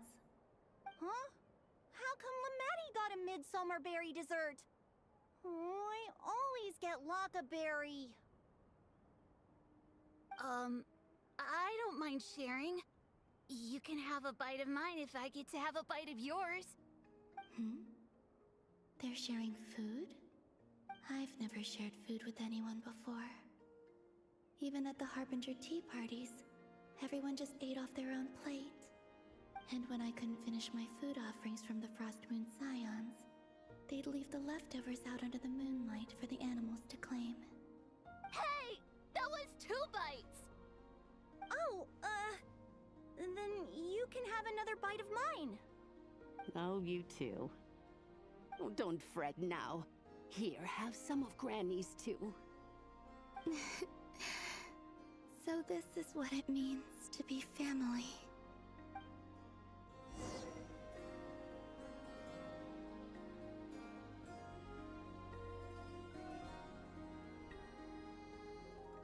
I'm seeing so much that I'd never usually get to see. They'd never act like this when I was around. It's nice, being able to just watch people in peace in these final moments. What a rare opportunity. I think I'll go take a look around Nasha Town, too. Maybe the Traveler will be there.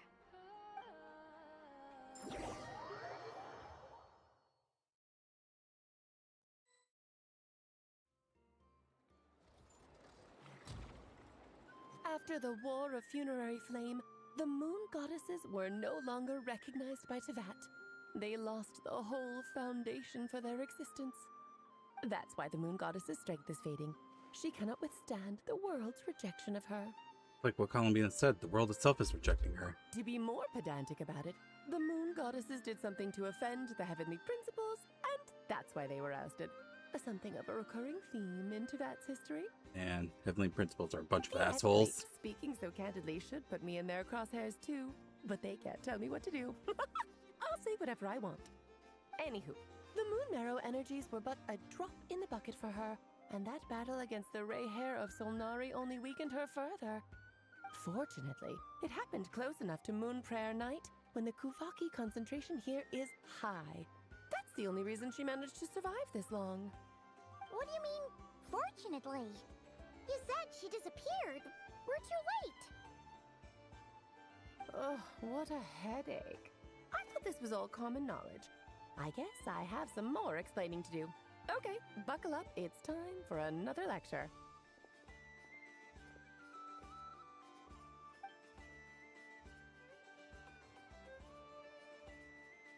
Now, I said earlier that the Moon Goddesses lost the foundation for their existence.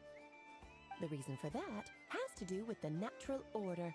Basically, the rationale for their existence in Teyvat was lost. The same logic applies to the present Moon Goddess too. consider her existence so far. Her comrades in the Fatui called her Damselette. And she was worshipped as Kutar by the Frostmoon Scions. But these connections have now been severed, whether by her hand or yours. So, the rationale that once sustained her existence is now gone. Wait, we did that to her? Oh, well, strictly speaking, yes. But let's not start pointing fingers, shall we? I'll only end up as the big bad villain, and that's not the kind of final boss I want to be. You're making light of this. Hopefully that means you have a plan. Of course I do. I'm only the greatest mage in the whole entire world. Now, if you wish to find your moon goddess, there are two problems we need to solve. Firstly, we'll need to strengthen the connection between her and Tevat, at least enough to sustain her until Moon Prayer Night. Strengthen her connection. But does that mean I'll have to rally all the Frostmoon faithful behind this? I'm afraid a bygone faith and a former home won't be of any help to her now. Do you know her name? Her name? Not Columbina. Names are very important things. A name is a fundamental concept that anchors one's entire existence. I asked her once, but she said she didn't know. Then your first job is to find it. As a moon goddess, I'm sure she must have a name she identifies with. Neither Columbina nor Kutar is her true name, and she's never really accepted either of them. So, finding out her real name is enough to sustain her existence? Yes, I know it sounds like a small step, but every journey begins that All way. right, that solves So one for now, problem. that's But what all about we the need to second focus problem? on. The second problem is with her plan to use the moon marrows to return to the moon. Unfortunately, piercing through the false sky will take an enormous amount of power. Given her current condition, she won't be able to provide anywhere near enough power, even if she recovers her physical form. But no need to fret. Nicole's the expert in this field, and I'm sure she'll figure something out. Wait, Mage N is going to help us out too? That means we've got 2 Hexacircle mages on the case. This is turning into a pretty big deal. Actually, this is more of a side quest for me. Like you said, I'm a busy lady, so I can't stay for too long. I'll have to return to Tevat's border soon. Thanks for telling us all this. That's the upside you get for looking out for my little Klee. Hopefully that will incentivize you to carry on keeping her company in the future. Anyway, jokes aside, you'd better get moving. It will take quite a miracle for the moon goddess's consciousness to hold out till Moon Prayer Night. Oh, I suppose I might as well tell you where Nicole is before I leave. Off you go now. Time to meet your new friend. Oh, yes, and a little suggestion. Don't forget to mind your heads. That mean? What? I wonder how Durin's doing. Oh my really go goodness. see him before I head back. You really are super busy. I most certainly am. There's so many children I have to keep tabs on just in Mondstadt. Durin, Albedo, Venti, Varka. Now hold on. Two of those are a little bit different from the others. There were some unexpected names in there. Klee didn't make the list, huh? Poor Klee. Of course not. Klee is my pride and joy. I have no qualms about her, because she's the best child in the whole wide world. Yep. Klee's a little angel. I'm glad you agree. Well, all the best. See you when I see you.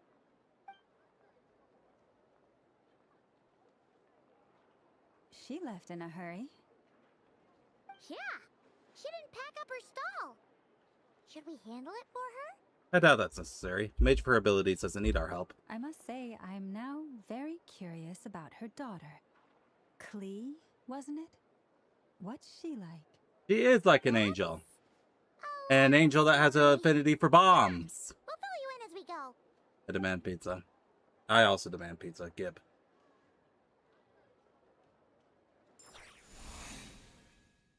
Nope, back to Columbina. He's a bomb maniac, yes. Just must have just missed her. What a lively place. I've never experienced Nasha Town like this before. Hey, you old geezer! Your hammer's rusted through! Who are you calling old geezer? Are they quarreling? I'm looking right at him! You've really gone downhill since giving your daughter free rein in the workshop. Can you even swing a hammer anymore? It shouldn't take you days just to fix a single chair. You might as well use that hammer to massage my back. Massage. Don't run your mouth, or you'll get a back massage that'll put you in bed for the rest of your life.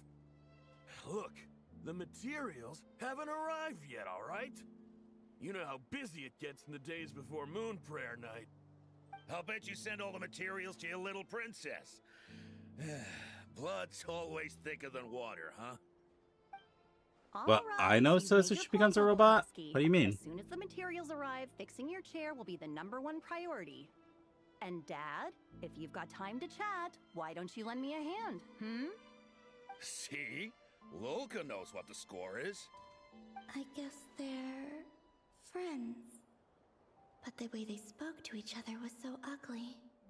Then again, it wouldn't be the first time I've seen something like this. Columbina! Sing outside my door in the middle of the night one more time, and I'll unscrew your vocal cords. You hear me? Oh, Sandrone. So that was her way of trying to be friends with me. I don't think so. What a pity. I won't get the chance to say any ugly things in reply.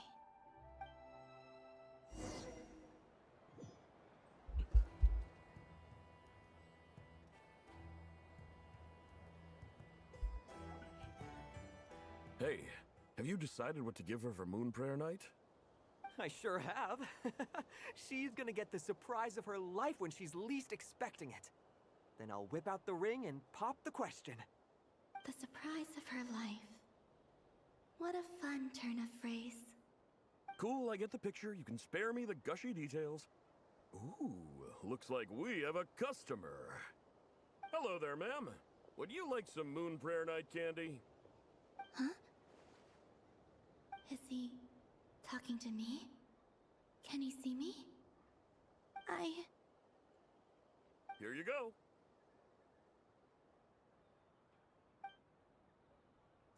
Oh. Aww. Come back anytime. Right. Now, where were we? I don't know why, but I still held out hope.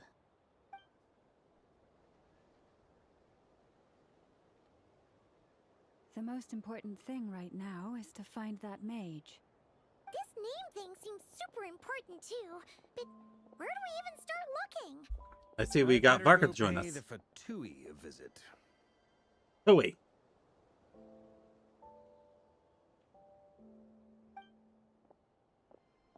Oh no. We can't see her.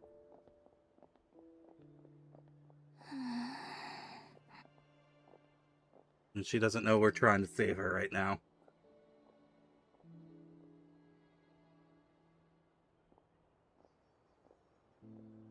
Columbina? Oh. We did notice. Yeah!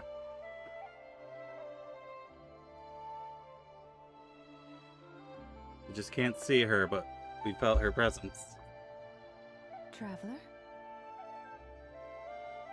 Let's go! This is no time to be spacing out!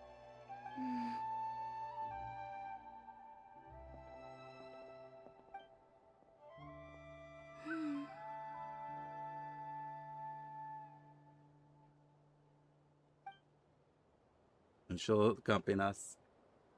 Great Traveler beats Paimon again. Maybe it's not so bad, just quietly staying by their side like this.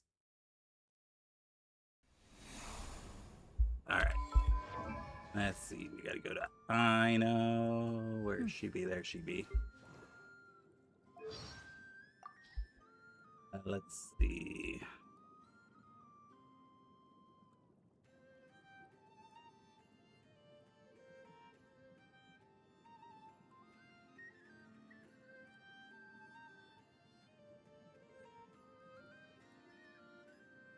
This one's called the Boom and Blast Kuvaki Energy Cannon.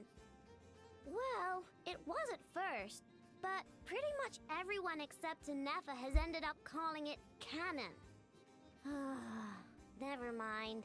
It's a functional machine, and I can understand why people can't be bothered trying to say the full name in the heat of the moment.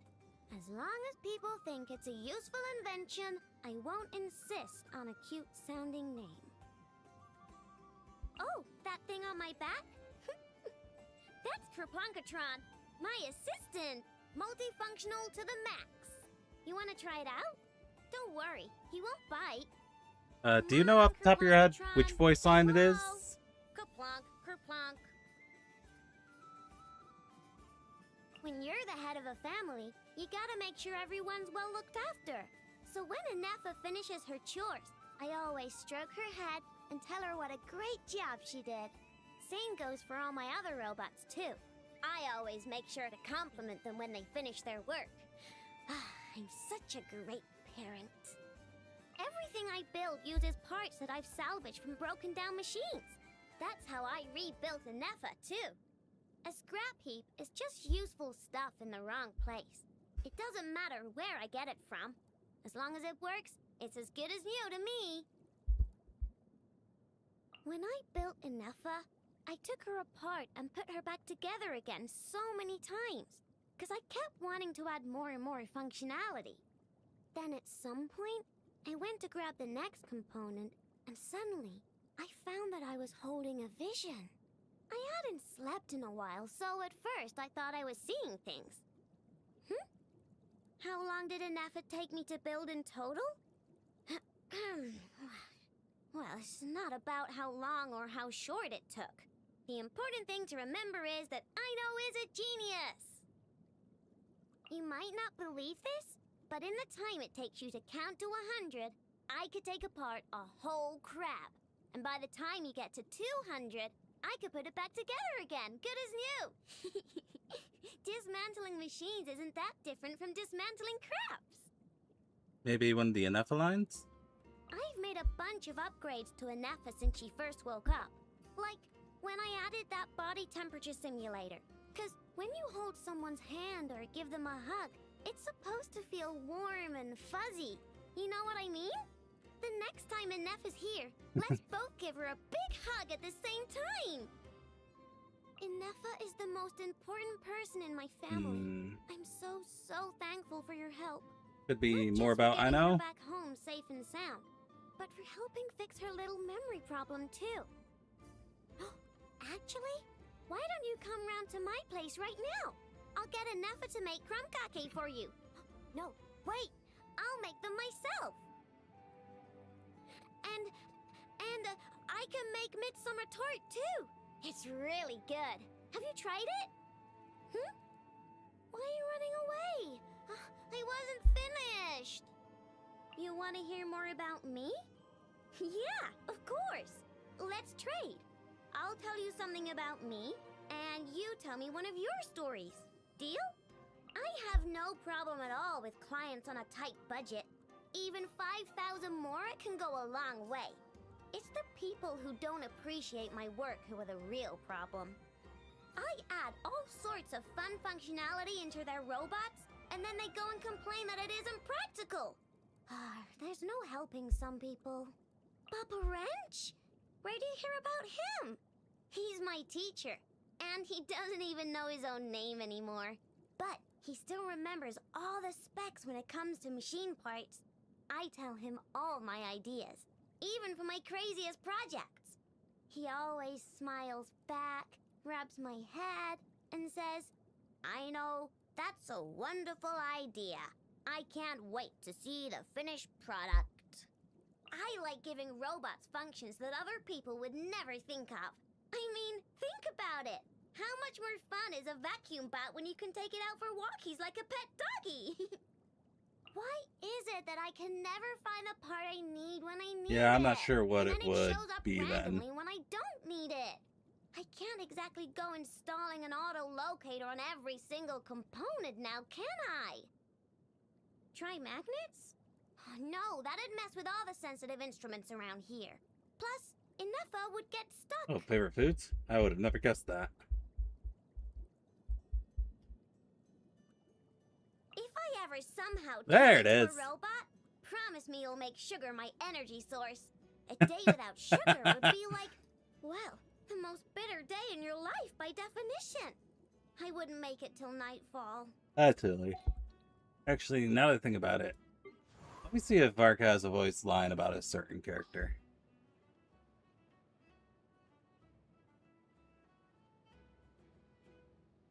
About Amber, there it is. She's a ball of energy, isn't she?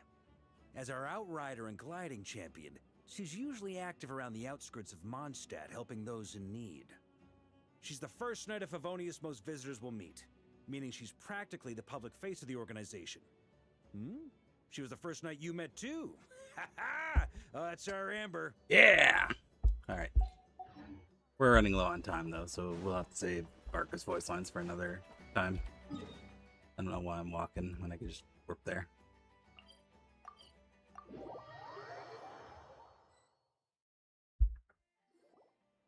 Where are they going? They mentioned a mage and a name? So, Mr. Varka, are you acquainted with this Nicole? Or should I call her Mage N? Not really. We've never met, though she has come up in conversation. From what I've gathered, Alice kinda took Nicole under her wing. Taught her how to speak in a more ladylike fashion, that kind of thing. Huh. Hard to imagine Alice as an etiquette coach. Yeah, Alice is a larger-than-life personality, I'll give you that. But then again, that's why she's able to draw such an eclectic mix of people into her inner circle. If I remember correctly, being an interesting person is actually one of her main entry requirements. So, if you ever wanted to join the HisshAnri, I'm sure you'd both be eligible to apply. How come the Traveler never got any homework? Go around making promises on Alice's behalf. I wouldn't dare. I'm just trying to paint a picture of the HisshAnri for you. Okay, sure. Anyway, since none of us have ever met Nicole, how are we supposed to find her? We can't just go up to every woman in sight and ask, hey, are you Nicole? Maybe something she's wearing will give it away? Like, a wind bloom pinned to her chest or something. Wait a minute. Alice never said Nicole was from Mondstadt. Oh, true. What about a tea set? I recall each mage has their own cup. That would be this young lady, then?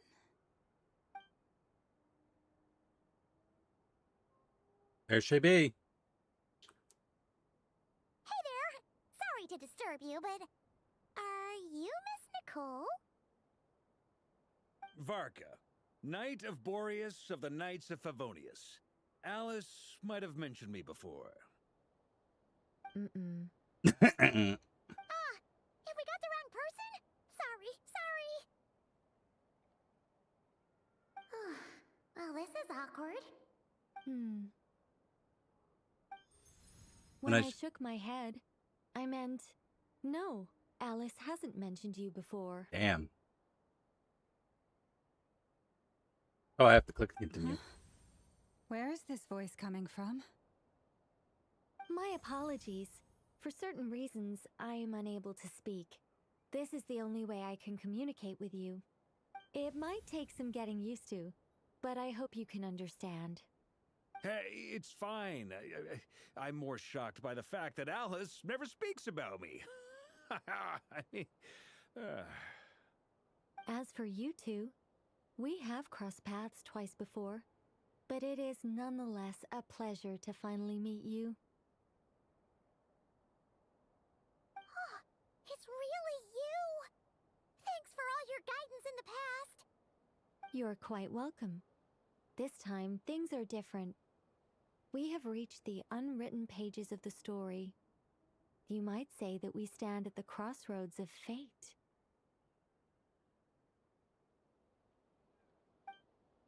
Now then, allow me to formally introduce myself. My name is... Nicole, the unappreciated... Let me... No! I was too slow. Stop! Alice! Ah, I can't believe I couldn't stop it in time. Damn it. It's not going to show up here, is it now? I had a whole speech prepared. I'd agonized over every single word. She always picks the worst moments to ruin other people's plans. I'm so sorry about that. Alice took the liberty of devising some bespoke self-introduction magic for each member of the Hexen Circle. But I could have sworn I deleted all of the triggering conditions for it. How did it bypass everything? Oh gosh, this is so embarrassing. This is a very different side of Nicole than what we're used to. Is she not used to face-to-face interactions? Don't worry about it. We've seen that introduction magic once already, so it wasn't too much of a shock. Please go on, Miss Nicole. We'd love to hear what you have to say, or, well, communicate. Communicate. Huh? Are they talking to this lady? But... Will you all promise to forget that horrendously embarrassing introduction? Sorry? Embarrassing? When? Among the words that hopped out just now, I saw angel. Yes. My name is Nicole, and I am one of a very few angels who have retained both their preferred form and their power. The Traveler and Paimon should be no strangers to this concept. Okay, hold on. There is another Looks like kind in Natland. Swill went ahead and clipped it, Call so let's see her it. The Lord of the Night. Alright, hold on. It's coming up. Alright. The unappreciated master sculptor, the immortal literary giant, if only they'd write, and the silent angel, yet also the orator, the instant they utter a word, etc., etc. In summary, to remain silent is to be the observer of the world. Okay, thank you, Swill. Appreciate it.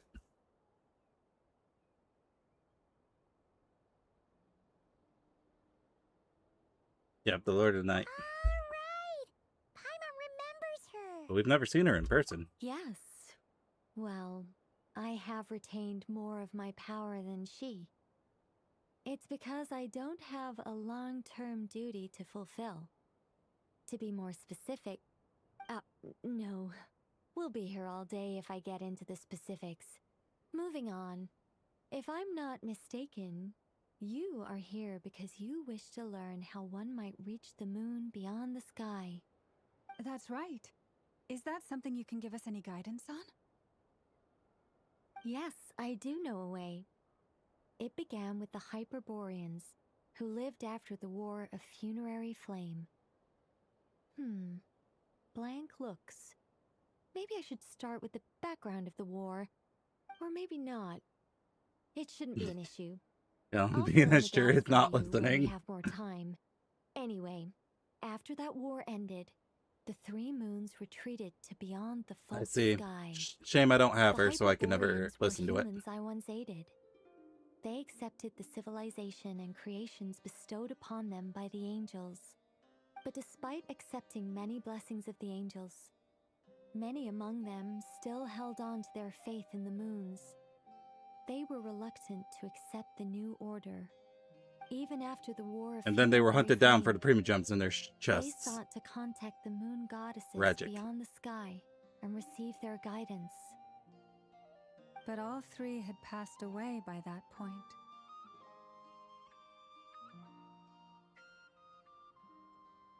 This mage has a unique method of communicating. Is she talking about the moons? Yes, but they did not know. And so, still they prayed for the moon goddess's mercy. After building titanic structures that consumed vast amounts of Kuvaki, at last they glimpsed the moons and heard their voices. But of course, they were gravely disappointed. For it was then that they realized the three moon goddesses were dead. Oh, that's such a sad story. It is. Humanity was in a very sorry state at Like a that phone time. call. Oh, so Columbina The can't angels hear the who had once conversation. That aided makes them sense. Were gone, and the War of Funerary Flames had left them homeless and destitute. Just a second, I gotta ask. How relevant is all this history to the task at hand? Well, I mean, it's... Okay, it seems we've drifted into irrelevant narrative waters. It's been a while since I've had the chance to speak inside someone's head. As soon as I got started, I lost control and the words just flowed out like a waterfall. What I'm trying to say is... Right, yes, that's it. Nah, The she's relevant blushing. part is the ritual created by the Hyperboreans. The fact that they bypassed the false sky and saw the true moons implies that they successfully built a connection between Teyvat and the outside world. Which means, with enough Kuvaki and a sufficiently stable connection, it should be feasible to send one person over the border. Okay, so they built some kind of portal? Oh, yes. A portal. Yes. Is something wrong? You sound disappointed. I just didn't expect you to summarize it so well. It turns out I could have said all that in one word, if only I'd managed to think of it.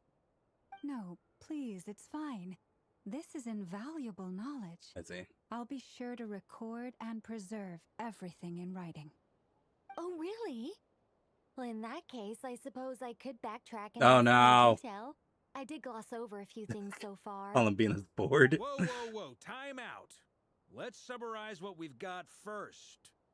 The Hyperboreans were the last ones to use this method, right? So we somehow need to find whatever structure they built and make sure there's enough Kuvaki to power it up.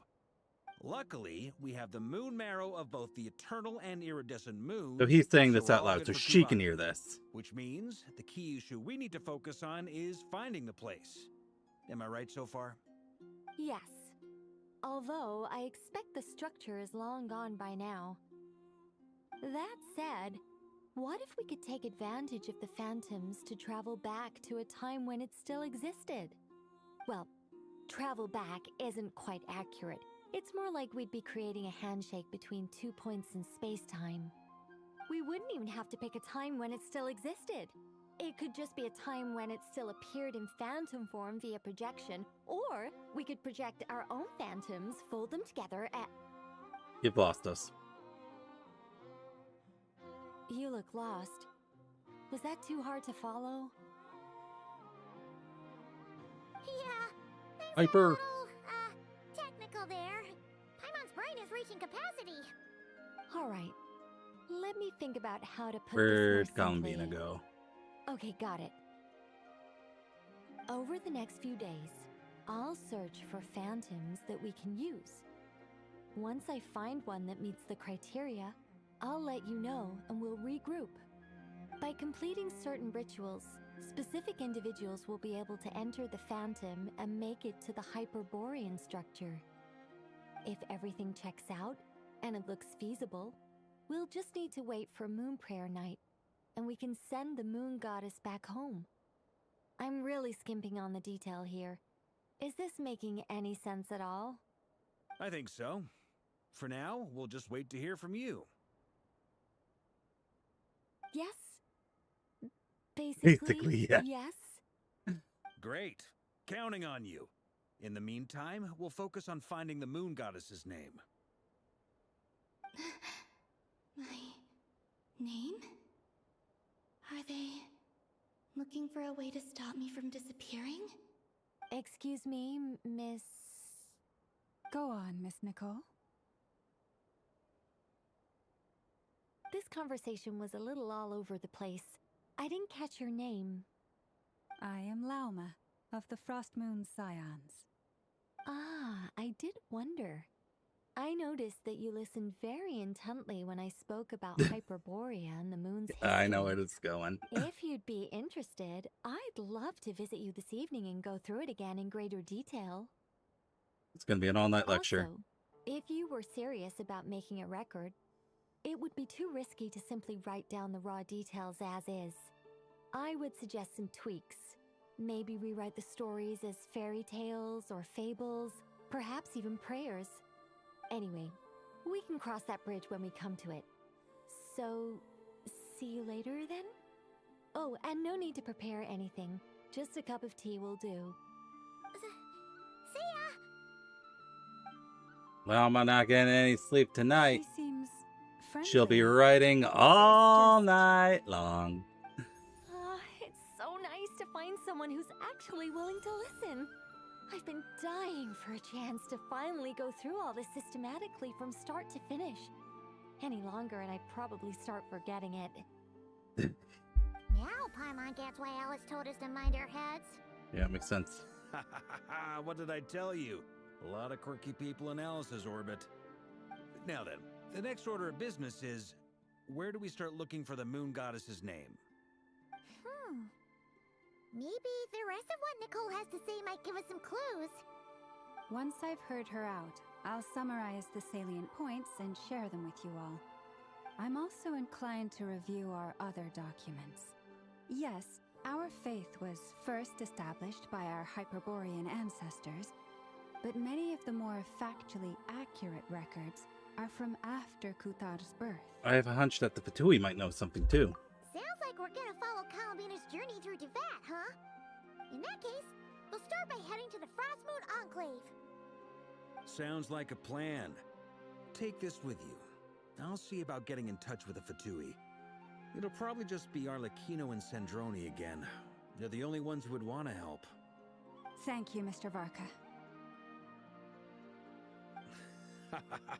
Don't mention it. Honestly, I'm more comfortable dealing with the Fatui than prying into the details of a young lady's childhood. Catch you later. I should follow them, just in case there's some way that I can help. Okay. Alright, I think that's a good stopping point for right now. So, I feel like we made some pretty good progress into this patch's story. Yeah, I think we'll call it there and we'll pick it up maybe later tonight. We'll see. We'll see.